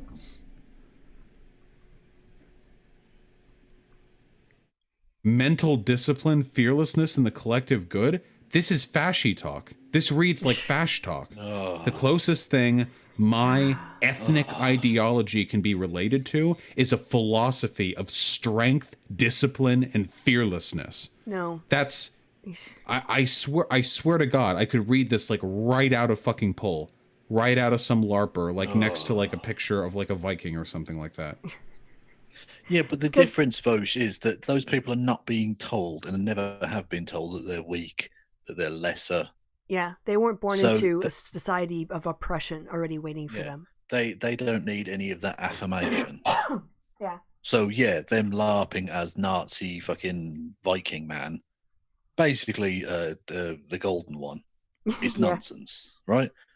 Whereas black people do have to tell themselves that. They do have to say these things because it's been drilled into them that they are lesser, that their culture it's the is same shit. reason we have gay pride. It's why we exactly, have... Yeah. When maybe, well, just to soothe the issues of Cracker Boy here, maybe they should stop calling it black nationalism and call it black people are cool. Well, And stop saying gay pride. It's just gay not ashamedness. yeah. Would that make you feel more comfortable? Yeah. Yeah. Can we contour our world anymore for you? Okay. Yeah, I'm kind exactly. Yeah. Please let oppressed people bend over backwards for you, Vaush. That's what you need, isn't it? Cracker.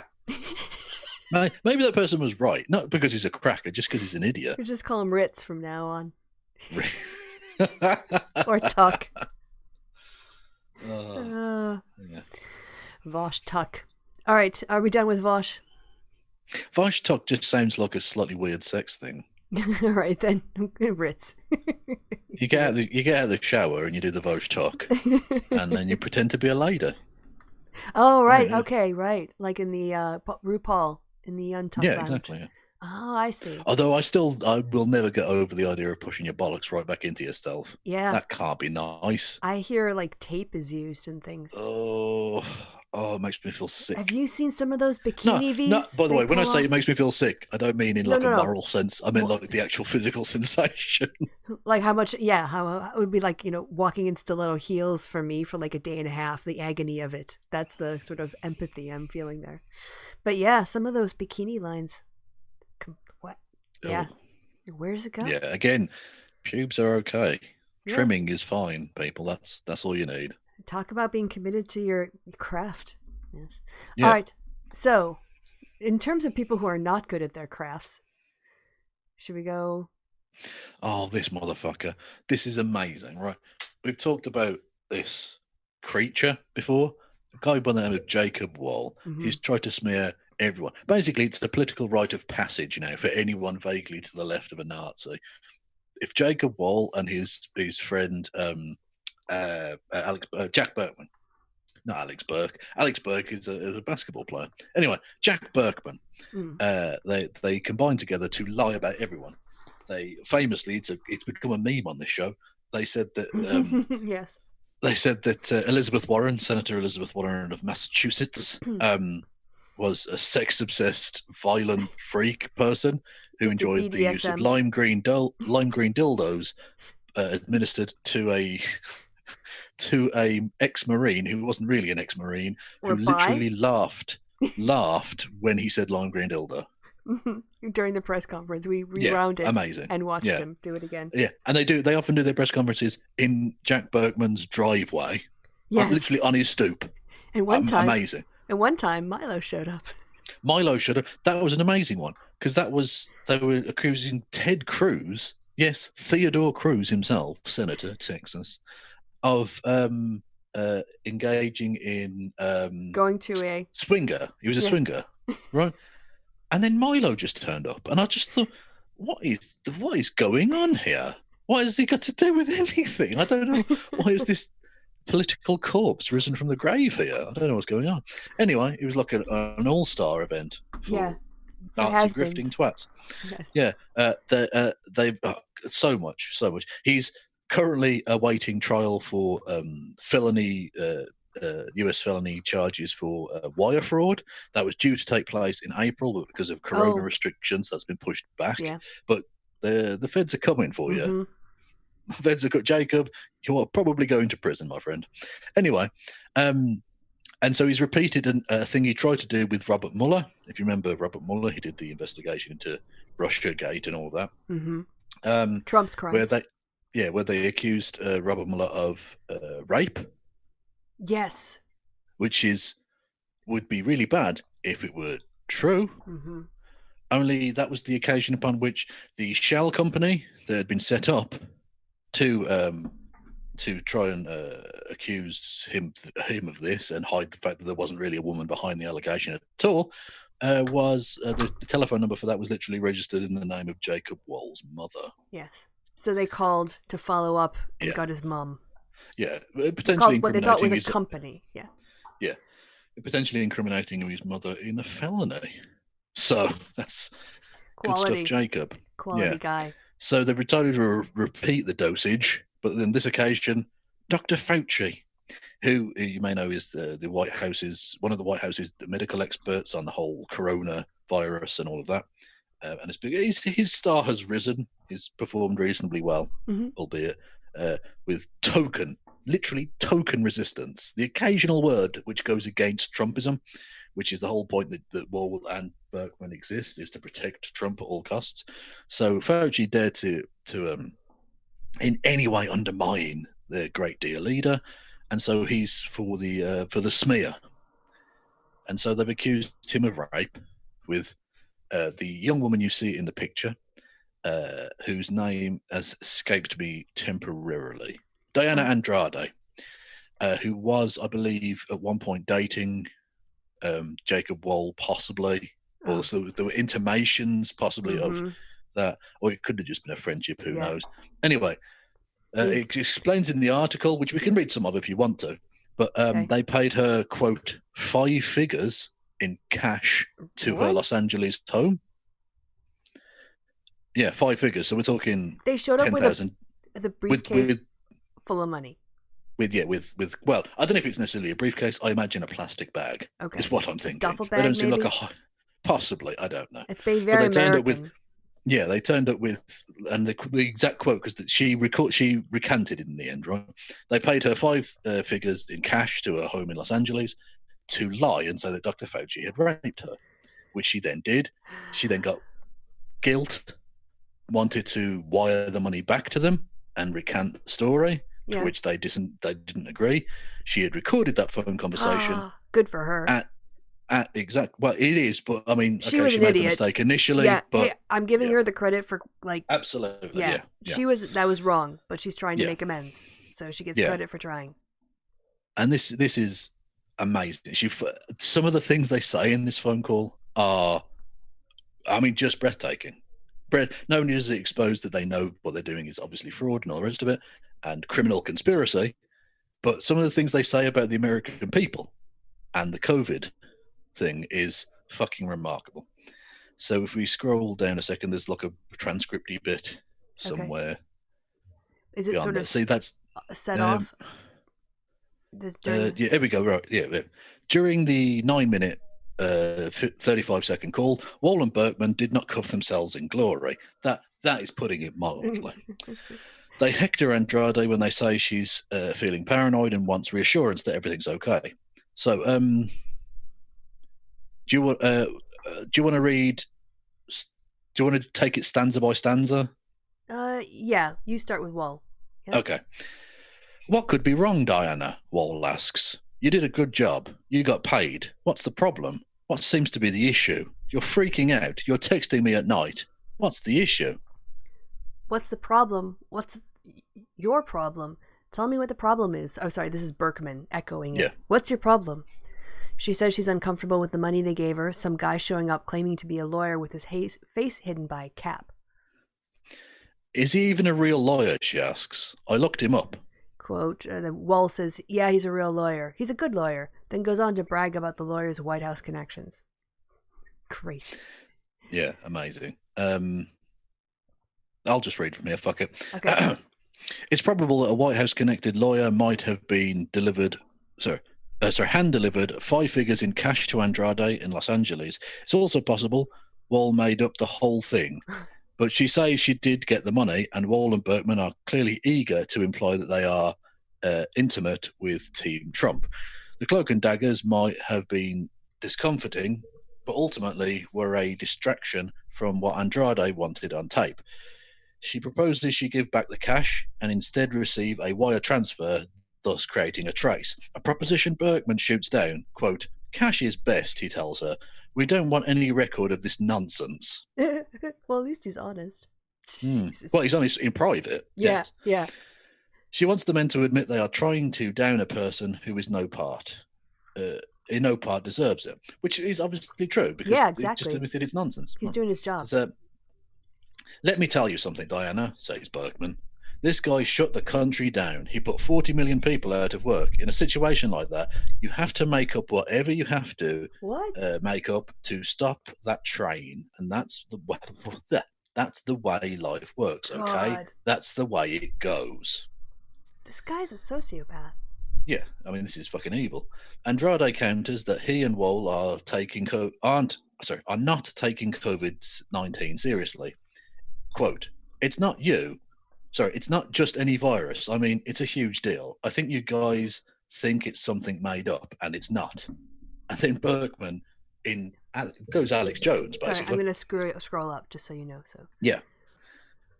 Berkman responds with, Mother Nature has to clean the barn every so often, Berkman counters. Nazis. How real is it? Who knows? So what if 1% of the population goes? So what if you lose 400,000 people? 200,000 were elderly, and the other 200,000 are the bottom of society. You've got to clean out the barn. If it's real, it's a positive thing, for God's sake. So what, survival of the fittest? Andrea asks, a bit more pique in her voice. The sense you are dealing with people who have an enthusiasm for eugenics can do that. But Wohl's not having it. Diana, look, can you just do this for me, he says. Can you just keep your mouth shut and just do it for me? Oh, Jacob, come on, she says. You have a way of charming people, and there are a lot of things I don't want to say in front of Jack, but I am so done with you. I do not want to deal with this anymore. I think you are actually an evil person. You're just so charming until you get me cornered. I don't know how you do it, but you find a way to make me to go along with your little plans. At this, the men talk to each other, telling Andrade she readily volunteered and asked who cares if she, quote, made up a story, grow up for Christ's sake, unquote. And those harassing phone calls she started getting since the conference call. Probably telemarketers, Wohl tells her. Jesus Christ. Shortly afterward, Andrade ends the call. She then emails me. Wow. Yeah. Yeah. So that's a phone call that actually happened between this Andrade woman who hey, you know was what? clearly being abused, frankly, by Jacob Wohl. Yeah. I think that's he was clear. good at grooming her. If you can use that for, he was trying to get her in and be charming and to get her trust. He's like a confidence artist. He's a con man. Yeah, which is not surprising considering the amount of money he's security fraud. Yes. With money and all the rest of it. And of course we know he's conned people out of money for travel expenses to Minsk and Tel Aviv when actually he was just sat in his back garden. Yep. So yeah, he is a genuinely evil man, as is Berkman. But I'm glad Andrade came to her senses and outed these fucks. Yeah, I mean, obviously she had some poor judgment, but on reflection, her conscience got the better of her, and then she didn't just sort of bail out. She actually went and got him on tape. So again, I think... and by the way, Jacob Wohl apparently is pro-life. His own. After what we just heard, the upper classes. Pro-life. Yeah, for Amazing. the elites. Yeah. He's pro-death for the rest of us. Yep. Okay. So I know you've got this one here, but I have one related to that in my bookmarks that actually is a nice segue, if you don't mind, if we skip over this really quick. Yeah. Okay. Which I've got some nice animal stuff, but we're gonna get a little distracted on our way to a Fox News segment, which is what we're looking for. Yeah. That's Some Darth Vader walking two dogs. Okay. Yeah. Can you feel the furs? The furs. So this video, I have to say, kind of made me wonder where all this was going. Oh.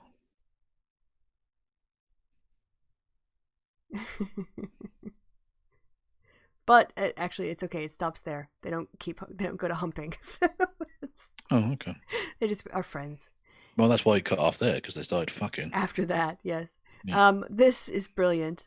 So you have to maybe, I don't know if you've heard this term before or not. Maybe you haven't. But you can tell, well, this is actually somewhere in the UK. You can maybe try to identify the location. Social distancing, self-isolation, you fucking bambots. Yeah, that's very Scotland. Barn Pot is a slightly mentally deficient person, I suppose. Yeah. Social isolation. Yeah, Barn Pot. You want to hear it again? Yeah. Now that you know what's coming. Okay. Yeah. Social distancing, self-isolation, you fucking bambots. The Scottish do have a way. I like the phrase jobby. Yeah. Which is shit. Oh, I thought we could do this one live. Okay. Because it's an awful question. So, who would you rather babysit your kids? Neither of us has kids, so we don't actually have to take this seriously, because we're not actually going to have to think about this. No. Would it be Ann Coulter, Laura Ingraham, Michelle Malkin, or the Kent State gun girl? Oh wow! Oof! Oh. I know. That's I read awful. that. I know. That's exactly what my reaction was. So I thought I'd save it for this show. I tell you what. I know she's a dick. Well, they all are. I mean, look at the list. But the Kent State gun girl. It sounds ridiculous, but you think she'd be a fun babysitter? Well, no, none of them are. Like I said, this is like searching through shit for a nugget. Yeah. She's having listened to her do her bits on InfoWars. She actually seems like, I mean, her opinions are awful, but she seems like a nice enough person. Okay. She's racist as fuck, by the way. But I mean, like on an interpersonal level, I think she'd be okay with kids. So, if your I think Ann Coulter might actually cook your child. I don't know. I was just thinking, if the kids aren't old enough to speak, so they can't actually absorb any of her crap. Well, well, you are reading into the question something that the detail that is not there. That's true. But is that the one you want to go with? I'm happy. I'm going to go Kent State gun girl. Okay. And what would your choice be? I'm torn. They're all so shit. I need you for the tiebreaker. Well, no. That's not how it works. I've been asked the question. See, Ann Coulter, I think, would just actually immediately start to brainwash them. Laura Ingraham,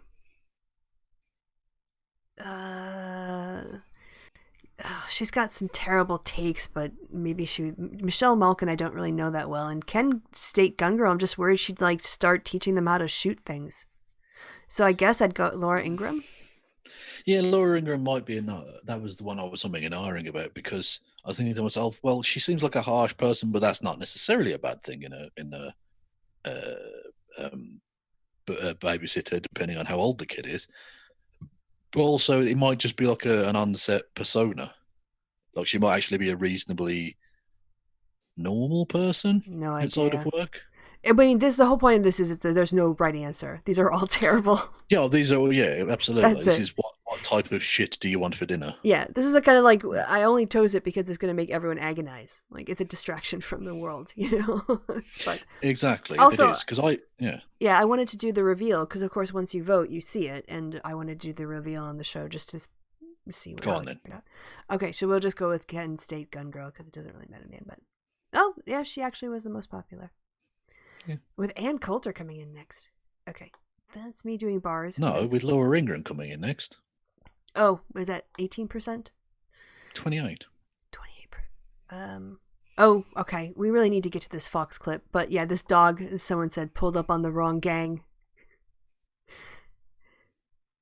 Ooh. Is that not 3 of the same cat? Almost. Yeah, that dog. That dog. Don't turn your back, is all I'll say. Well, then we can keep going. I guess we can get the volume on if we want.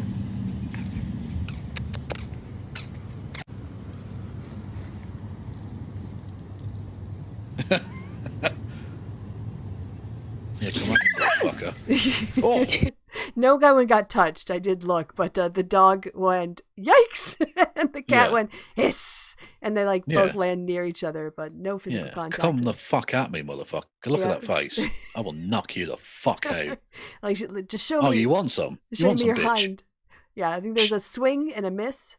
There, see? No contact. Yeah.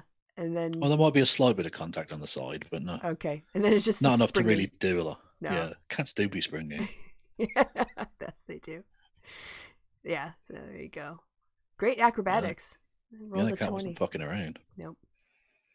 Oh, Glinner getting refusing to come back on Twitter because they were going to make him delete a tweet is a thing we have to talk about. Oh yeah, this was TJ Maxx in North Central Arkansas. Yeah, Hicksville. Yeah. Either way. Good. So. Fucking white people. Mm-hmm. Oh yeah, swastika wearing face masks as decoration for lockdown protest. What a surprise. Yep. All right, where is the damn Fox thing? Here we go. Okay, so we were talking about eugenics and Jacob Wohl, right? Right. So this guy on Fox News just came out and said the quiet part out loud.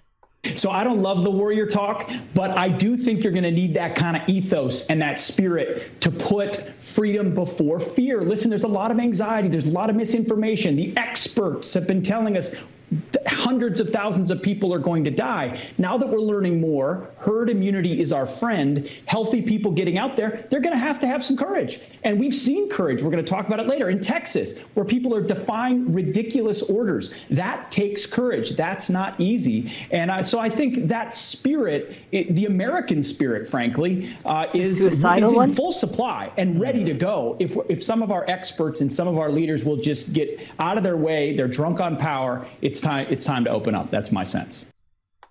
Just straight up eugenics, like survival of the fittest. Basically, yes. And also, it's never surprising, or never more surprising to me, the amount of shit people will come up with to try and embody the American spirit. Mm-hmm. Same is true here in Britain. They call it the bulldog spirit. It can mean anything, which basically means it means nothing. Yeah. It's whatever you need it to be at the moment to get your agenda across, which isn't actually constitutionalism, that's fascism. Yeah. He just adapts to whatever it is that will give you the power. You throw your principles to the side. Because you have none. All right, so do you want to talk about Glinner? Do you want to, as we've just seen that nonsense, do you want to see someone talking, do you want to do the other clip? Just because this we've seen so much. We'll get to Glinner, by the way. I'm not trying to. No, that's fine.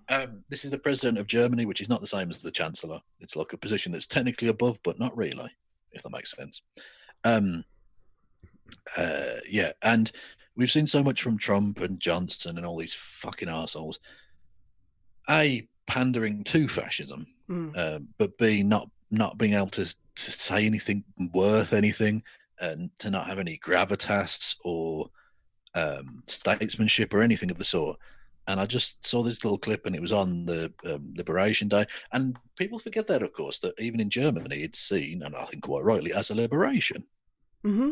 Yeah. Because the German people were as fucked over by Nazism and the resultant consequences of that. You know, German cities were razed to the ground. Millions of Germans died. It was literally Germany's darkest hour.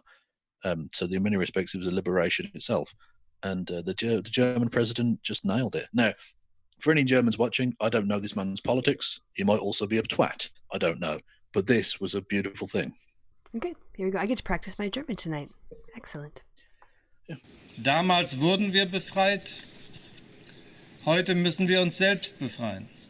befreien von der Versuchung eines neuen Nationalismus, von der Faszination des Autoritären, von Misstrauen, Abschottung und Feindseligkeit zwischen den Nationen, von Hass und Hetze, von Fremdenfeindlichkeit und Demokratieverachtung.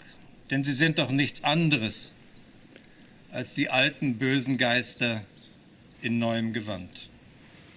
Wir denken an diesem 8. Mai auch an die Opfer von Hanau, von Halle und von Kassel. Sie sind durch Corona nicht vergessen.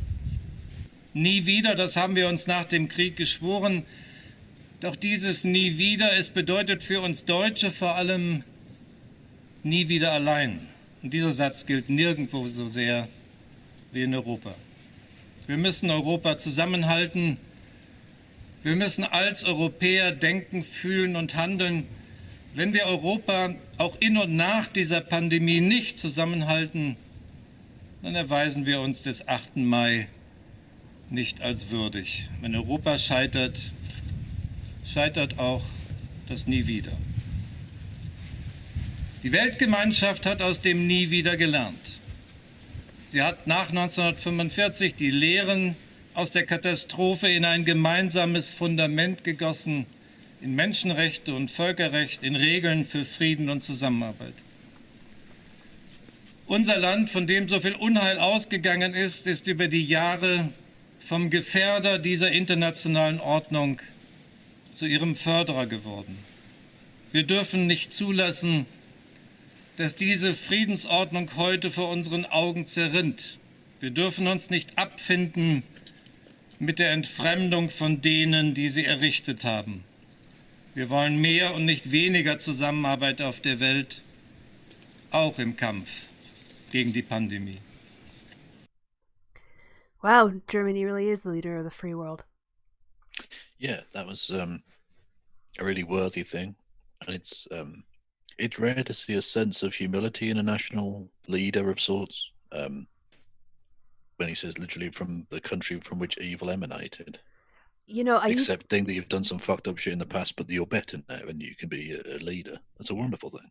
You give Germany a really hard time on this show.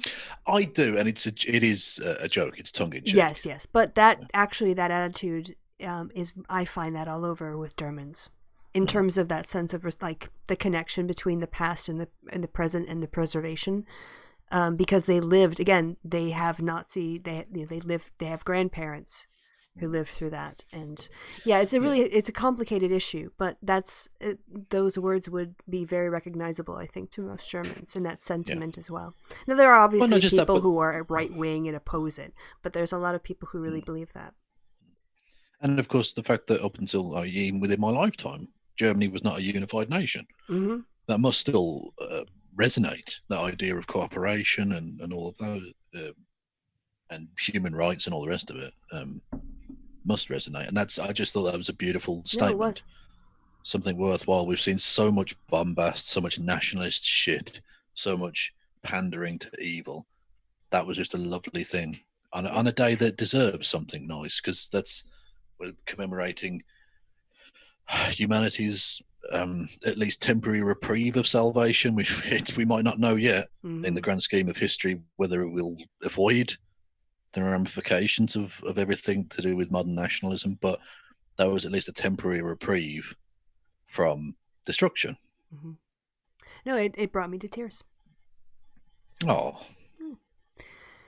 Okay, so... But yeah, just Freddie Jones, it is tongue-in-cheek. It's the same way that I say about the French. It's not actually xenophobia, Yeah. Yeah, it's literally just a joke. I'm sort of taking the piss out of British. Yeah, you take the piss out of everybody. Oh yeah, absolutely. I'm an equal opportunities dickhead. Yeah. Okay, so speaking of dickheads, see what I did there. I did, yes. Although I don't know where you're having to go at Sarah. What's she done? Glinner. No, because Sarah's the person with the tweet. But, Never mind. Purposeful misunderstanding. Never mind.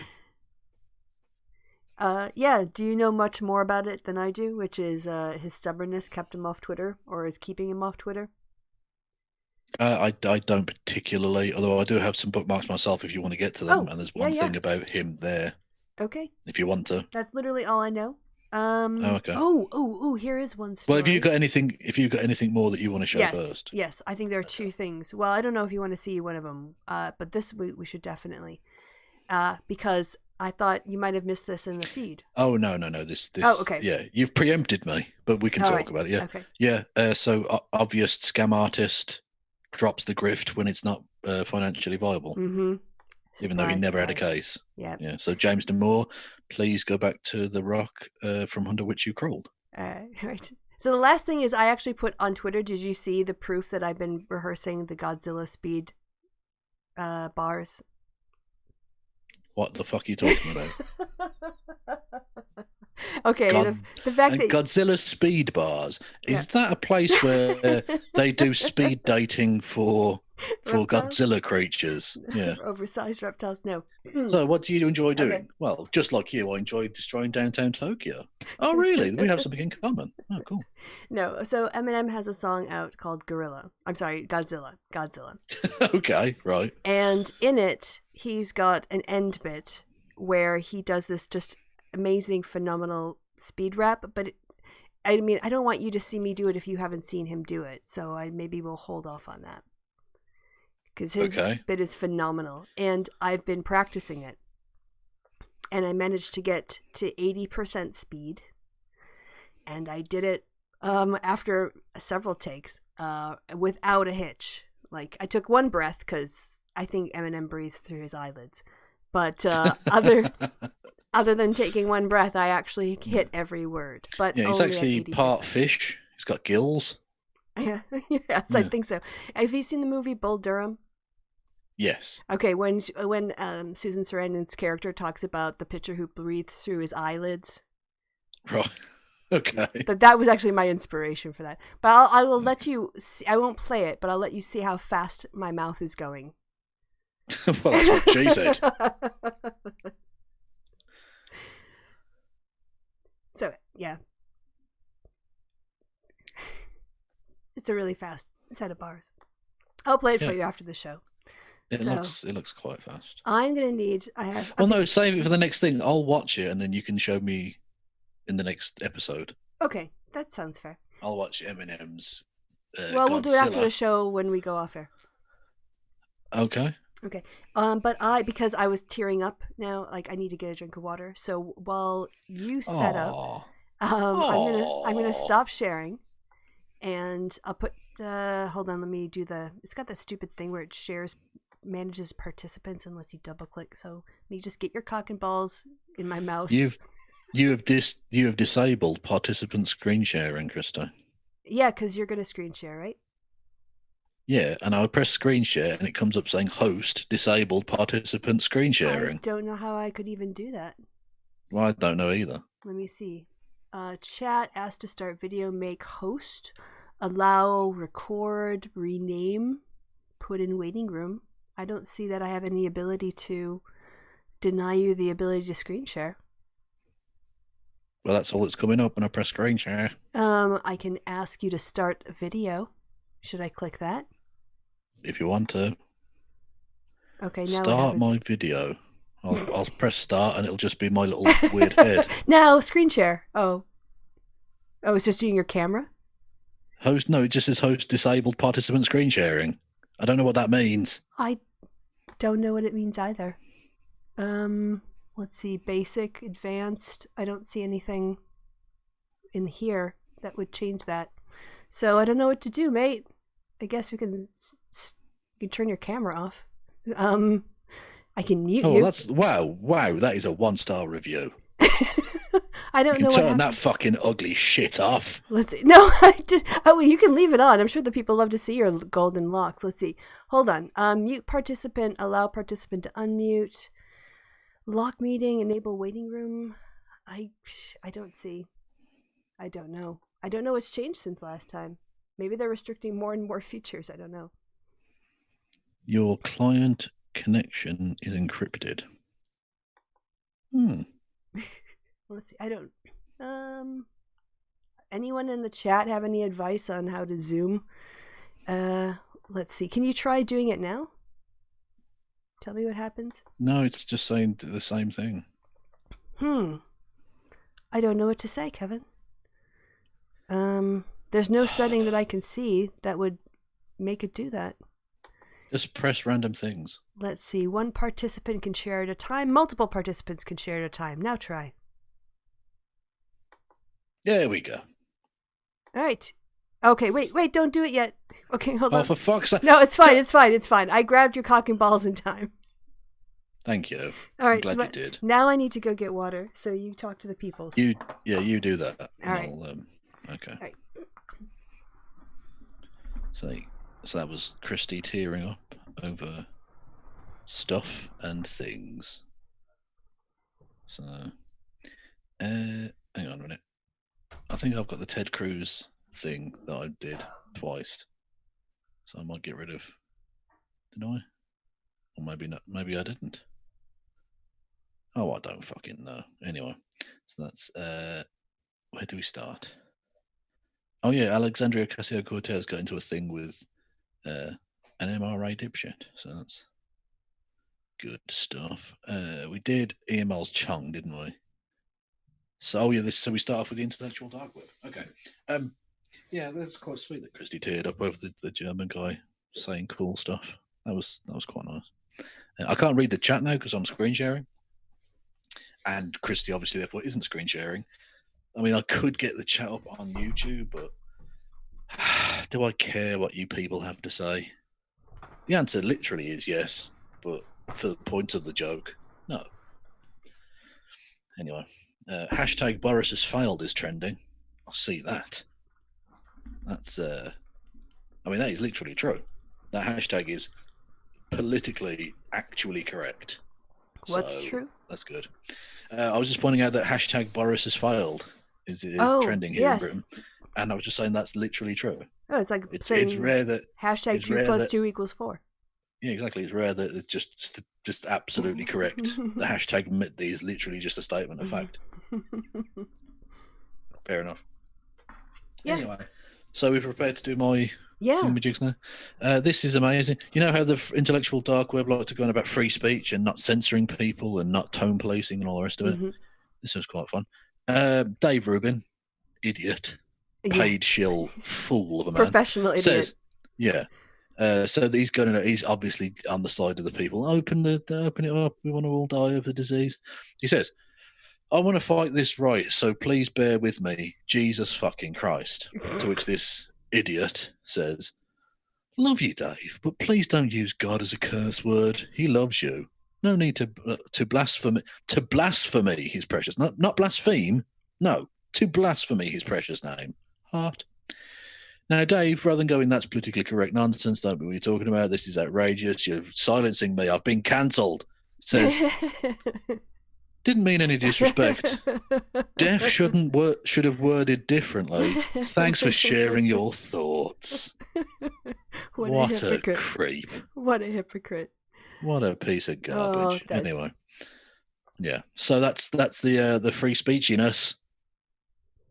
Anyway. Taking on board criticism and responding with a politeness. Wow, he is capable of it. Indeed. So Alexandria Ocasio-Cortez, Congresswoman, New York, 7th, I believe. Anyway, says, hang on, I could just check, couldn't I? 14th. Okay. I was half there. Anyway. Says she got into it with this woman called Deanna Lorraine, who people may have seen very briefly in one of my Descent of Manosphere episodes. She attended the ICMI in London in 2016. She's awful. She does dating advice, is single, naturally. Okay. And she's just an awful person. She does all kinds of conspiracy theory shit, and she's just a right-wing hack. Okay. Anyway, so someone points out Ocasio-Cortez recently got a Nintendo Switch and started playing Animal Cross Island a couple of days ago. Don't know why that's news. She just says, hi, very new to this. I would like to visit random people's islands and leave doodles or notes or bulletins. Can I do that? If so, how? Should I keep my DMs open for the first time since Zuckerberg hearing for the dodo codes? So she's into this new game thing. Yeah. To which someone, Deanna Lorraine says, are you kidding me? We're paying you to play Animal Crossing, OMG.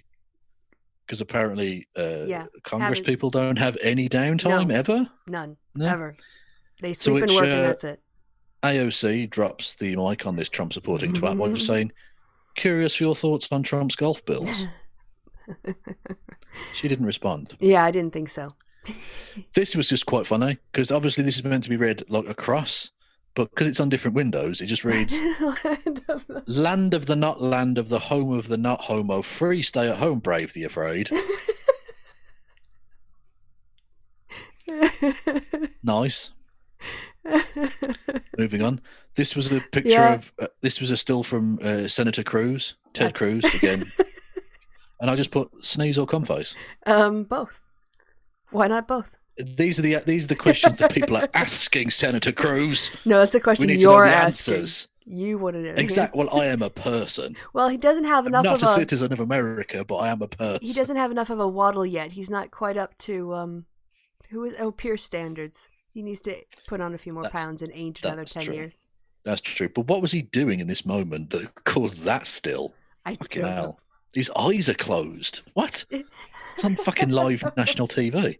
Anyway, this is not funny at all. This is literally this is the emotional roller coaster summed up. Right. The Trump administration, during the pandemic, actually ramping up its efforts to take property in order to build the absurd wall, including from private homes and an orphanage. Are you fucking kidding me?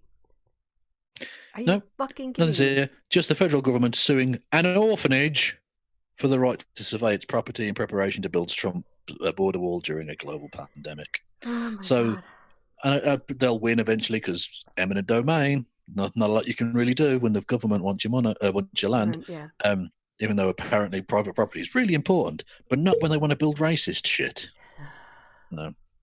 But then back to the funny. We need to get to the end of this presidency. Back to the funny. Okay. These are the motherfuckers you read about in maths tests. Just people with absurd amounts of watermelons and pineapples, is that the thing?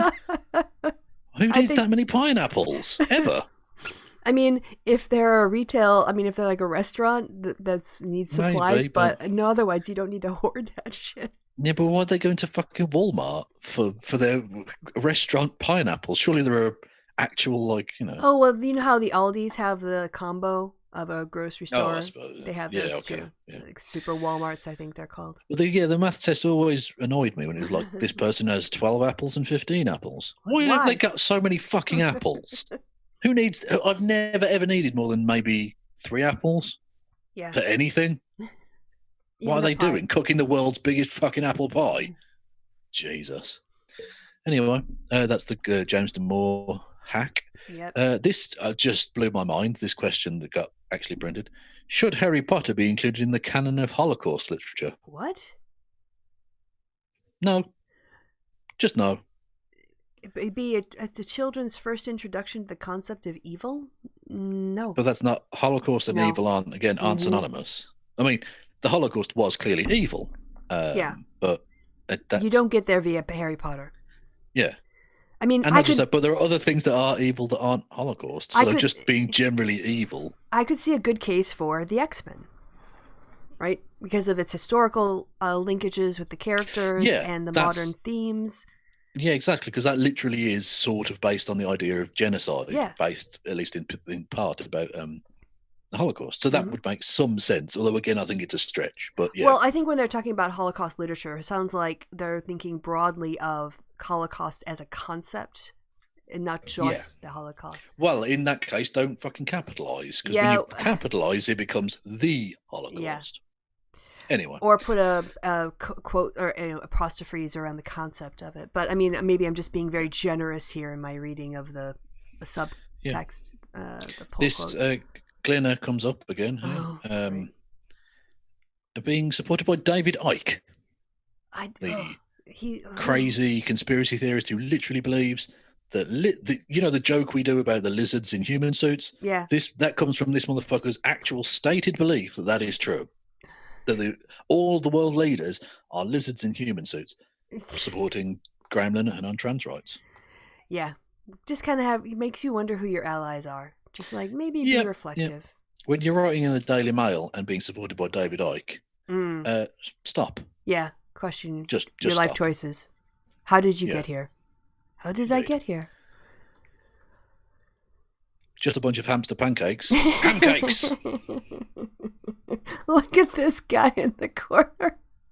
You get the Pancakes. full view of the... Yeah. Look at that. There is a surface tension to these ham cakes. Oh, that is amazing. Oh, I could look at that all day. That is gorgeous, isn't it? That's like if you had someone who had like a kind of a cute muffin over their jeans. Like that's the Yes. bottom of it. It was sort of adorable in a way. Like you knew they could be fitter, but it's actually you like them the way they are, and you like them like a little thing, soft. Don't know why my mind went there. What was I getting after the quarantine? Wine, sex, and penis. That's probably why. Is the penis part of the sex, or is it just like a conversation piece? I don't know. I Table? haven't gotten. I'll let you know how things turn out. Okay. Talking of penises, Peter Coffin. This just annoyed me. This was sort of based on the idea that we were going to be talking about the black colonialism. Yeah, but didn't this tweet come up last time too? Well, no, this is, as you can see, May the 8th, Kristi. Oh, this was okay. after the last show. It was based on the tweet we talked about in the last show. But Yeah, I thought that's we'd what I just just give said. an update on the nonsense. That's actually what I just said. Isn't it about the tweet that we covered in the Oh, last... about that. Sorry, I thought you said, is that the tweet? Oh, Apologies. no, about, like My a bad. follow-up, yeah. Okay.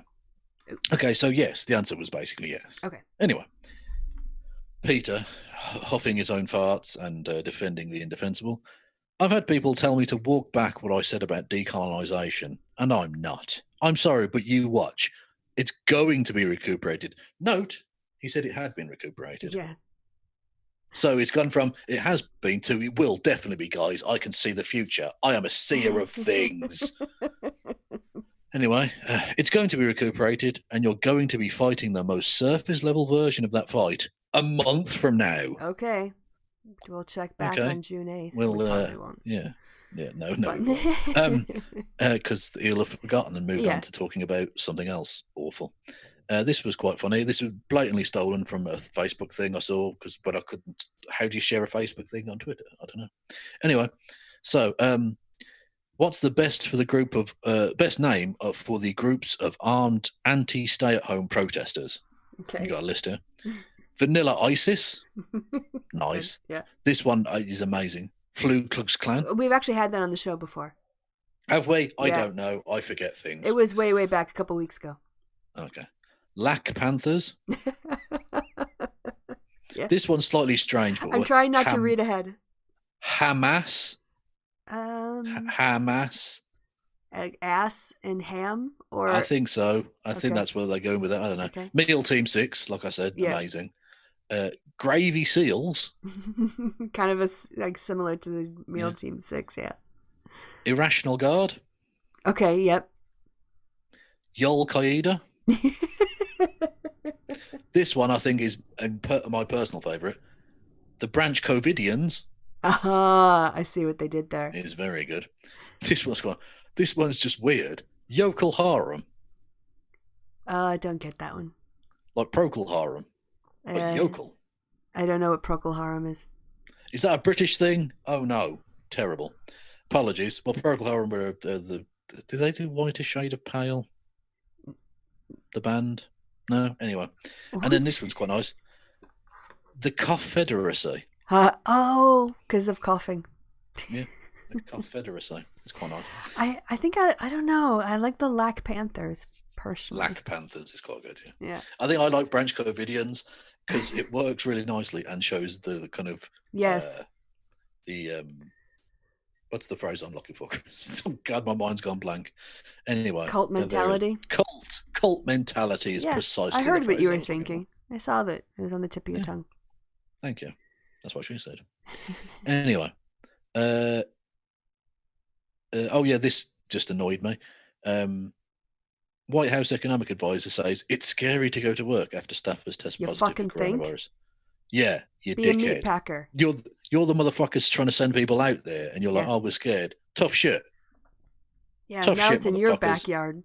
Yeah, exactly. Dickheads. What? Nando's is trending in the West Midlands. I know why. Why? It's a slightly strange thing. Boris Johnson did his his long-awaited COVID speech thing, where he was going to set out the plan forward for de-distancing or whatever, opening up the country. Okay. And his plan is so muddled as to be untrue. He literally has failed. It's a joke. Basically, his plan is go to work if you can, but not if you can't. But there's no public transport, so maybe go there if you don't want to. But if you can, if you can't, whatever. I did see that. Like, you're supposed to go to work, but then not use public transport. I'm like, well, how the fuck are people supposed to get to work? It's ridiculous. Yeah, and you can cycle, but not near people you don't know. What does that mean? Anyway, it's a joke. And so they've come up with, again, very typically Boris Johnson-esque thing of a series of words that don't really mean anything. Whiff-waff. Like whiff-waff, yeah. And it's like stay at home, protect lives, save the NHS or something. And it's just bland nonsense. And in the same vein as Brexit means Brexit. Yeah. And all that shit. Just drivel. Two means two. Yeah, if there's two things that this government love, lying about everything and making up bland statements which don't mean anything. I love it. Those are the two go-tos for this government. But imagine this is actually. Imagine this, Kevin. Right now we're talking like about like the best form of government we have, like democracy. Yes. Yeah. But you get shit people in charge. It can the British public decided in December this is what they wanted. So I mean, anyway. But, yeah. The reason Nando's is trending is because I don't know if you're aware of the periometer. Yes, I am. Yeah, which is like the scale of hotness, and basically, it's got colors on it. So it's like green, red, and then orange, like green, yellow, red. No, I know. I'm a Nando's expert. I love Nando's. Sorry, go on then. It's green, yellow, orange, red, and then brown. Okay. I presume it's brown because if you go that hot, you are going to be shitting. Yeah, I might not go to like. It might be like a rust. Kind of rust, electric copper. Yes. It's a Trump color. Indeed. Orange? You already said it. Mm-hmm. So they came up with their COVID-19 scale thing. It was a visual that was being used during the speech, and it was very similarly coloured chart to the Nando's periometer, and it had like 1, 2, 3, 4, and 5. And it was like the threat of COVID overwhelming the NHS. Yeah. And it was at 3.5, right? Yeah. But because it was coloured the exact same way as the periometer, everyone was like, is this how spicy the pandemic is now? What does this mean? So that's why Nando's is trending in the West Midlands, if you're interested. British people, I swear you people. Yeah. So we have got a pretty spicy pandemic going on here. I guess people. I would probably place that above garlic and herb. I'm probably right around the hot, but not too like wild yet. So, yeah, the kind of thing that will make white people sweat. Yeah, it's kind of. I tend to rank the lemon one a little bit milder, and then the garlic and herb is a bit hotter. You are a chicken connoisseur. I love my Nando's. I'm not even kidding. I've been to Nando's about 5 times ever. 6, 7 times, whatever. They have great coleslaw. It's one of the only places in the UK. Nowhere has great coleslaw. Coleslaw is arse. No, if you grow up on coleslaw and you're if you grow up in America on coleslaw, then when you go to the UK, it's almost impossible to get American style coleslaw. The one place that kind of has it, obviously, Kentucky Fried Chicken is the best for American style. But Nando's has great coleslaw, and you can get corn on the cob there.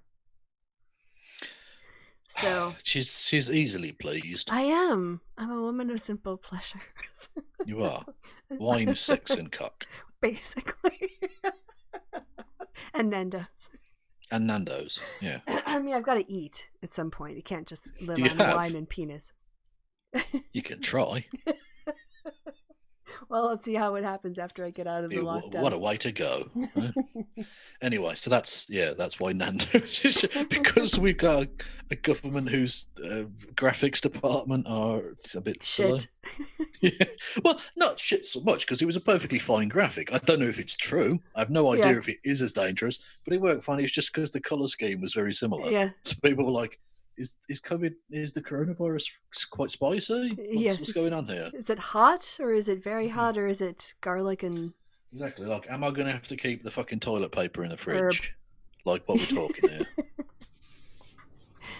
All right. Well, I think that's I think that's probably a good place to wrap it up. I've got a couple. I don't really even know what I have, but we've been going for about 2 hours now, I think. Yeah, 2:20. So that's a decent enough show. The happy hours turned into a happy 2 hours on the regular now. Yeah, it hasn't been. When was the last time we did a show for an hour? I don't. Pre-COVID, definitely. Yeah. And it's fine. I mean, we're literally stuck indoors, so. But I guess for a bit. Yes, coleslaw is not gross, Michael Rollins. Row your boat, Rollins. It is. Sorry. No, coleslaw is gross. No, I it's agree not. with Michael. Also, hello, Michael. Hello. I can't believe I looked over and that's who I saw dissing my Well, coleslaw. do you want to put the thing back up? Because I can't see shit. Oh, sorry. Yeah, fair enough. I always forget there's so many steps to doing a Zoom. Okay, screen share. I wonder what Mike's up to. I haven't talked to him in fucking ages. I was thinking that the other day. So, there he is. Probably something productive and worthwhile with his life, I imagine. Yes, hopefully happy and well and safe and somewhere in the world. All right. Well, it'd be weird if he wasn't in the world. He'd become a fucking astronaut. Maybe he just floats. Hi, friends. Smiley.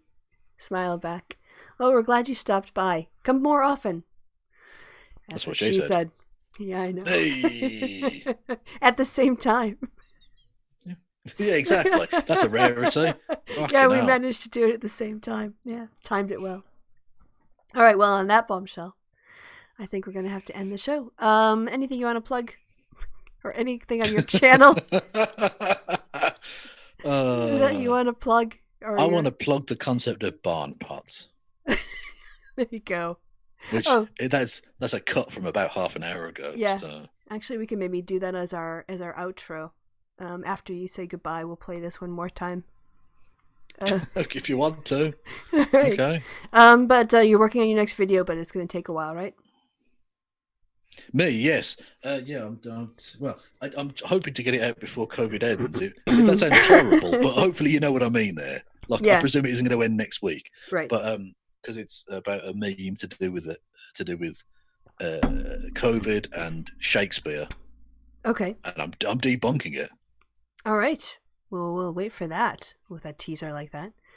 Yeah. So, until next time, sometime in the next... Well, awkward pasta. I have a channel called History with Kev, where I do history videos. You can just put it in the search bar. And my main channel will be back in a little over a week. So. Yes, we're going to start doing a bunch of shows over at Kev's. Yeah, because Kristi's again.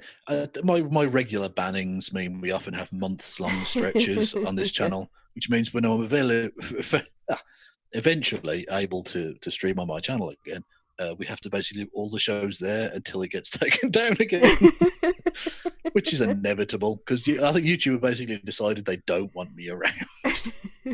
Well, not with some of the titles you used to have, and yes, and also the fights. We'll continue to. Yeah. I mean, my channel is not going to survive forever, so there you go. Yes, you've already planned for your next stage. You're already in your next stage. All right.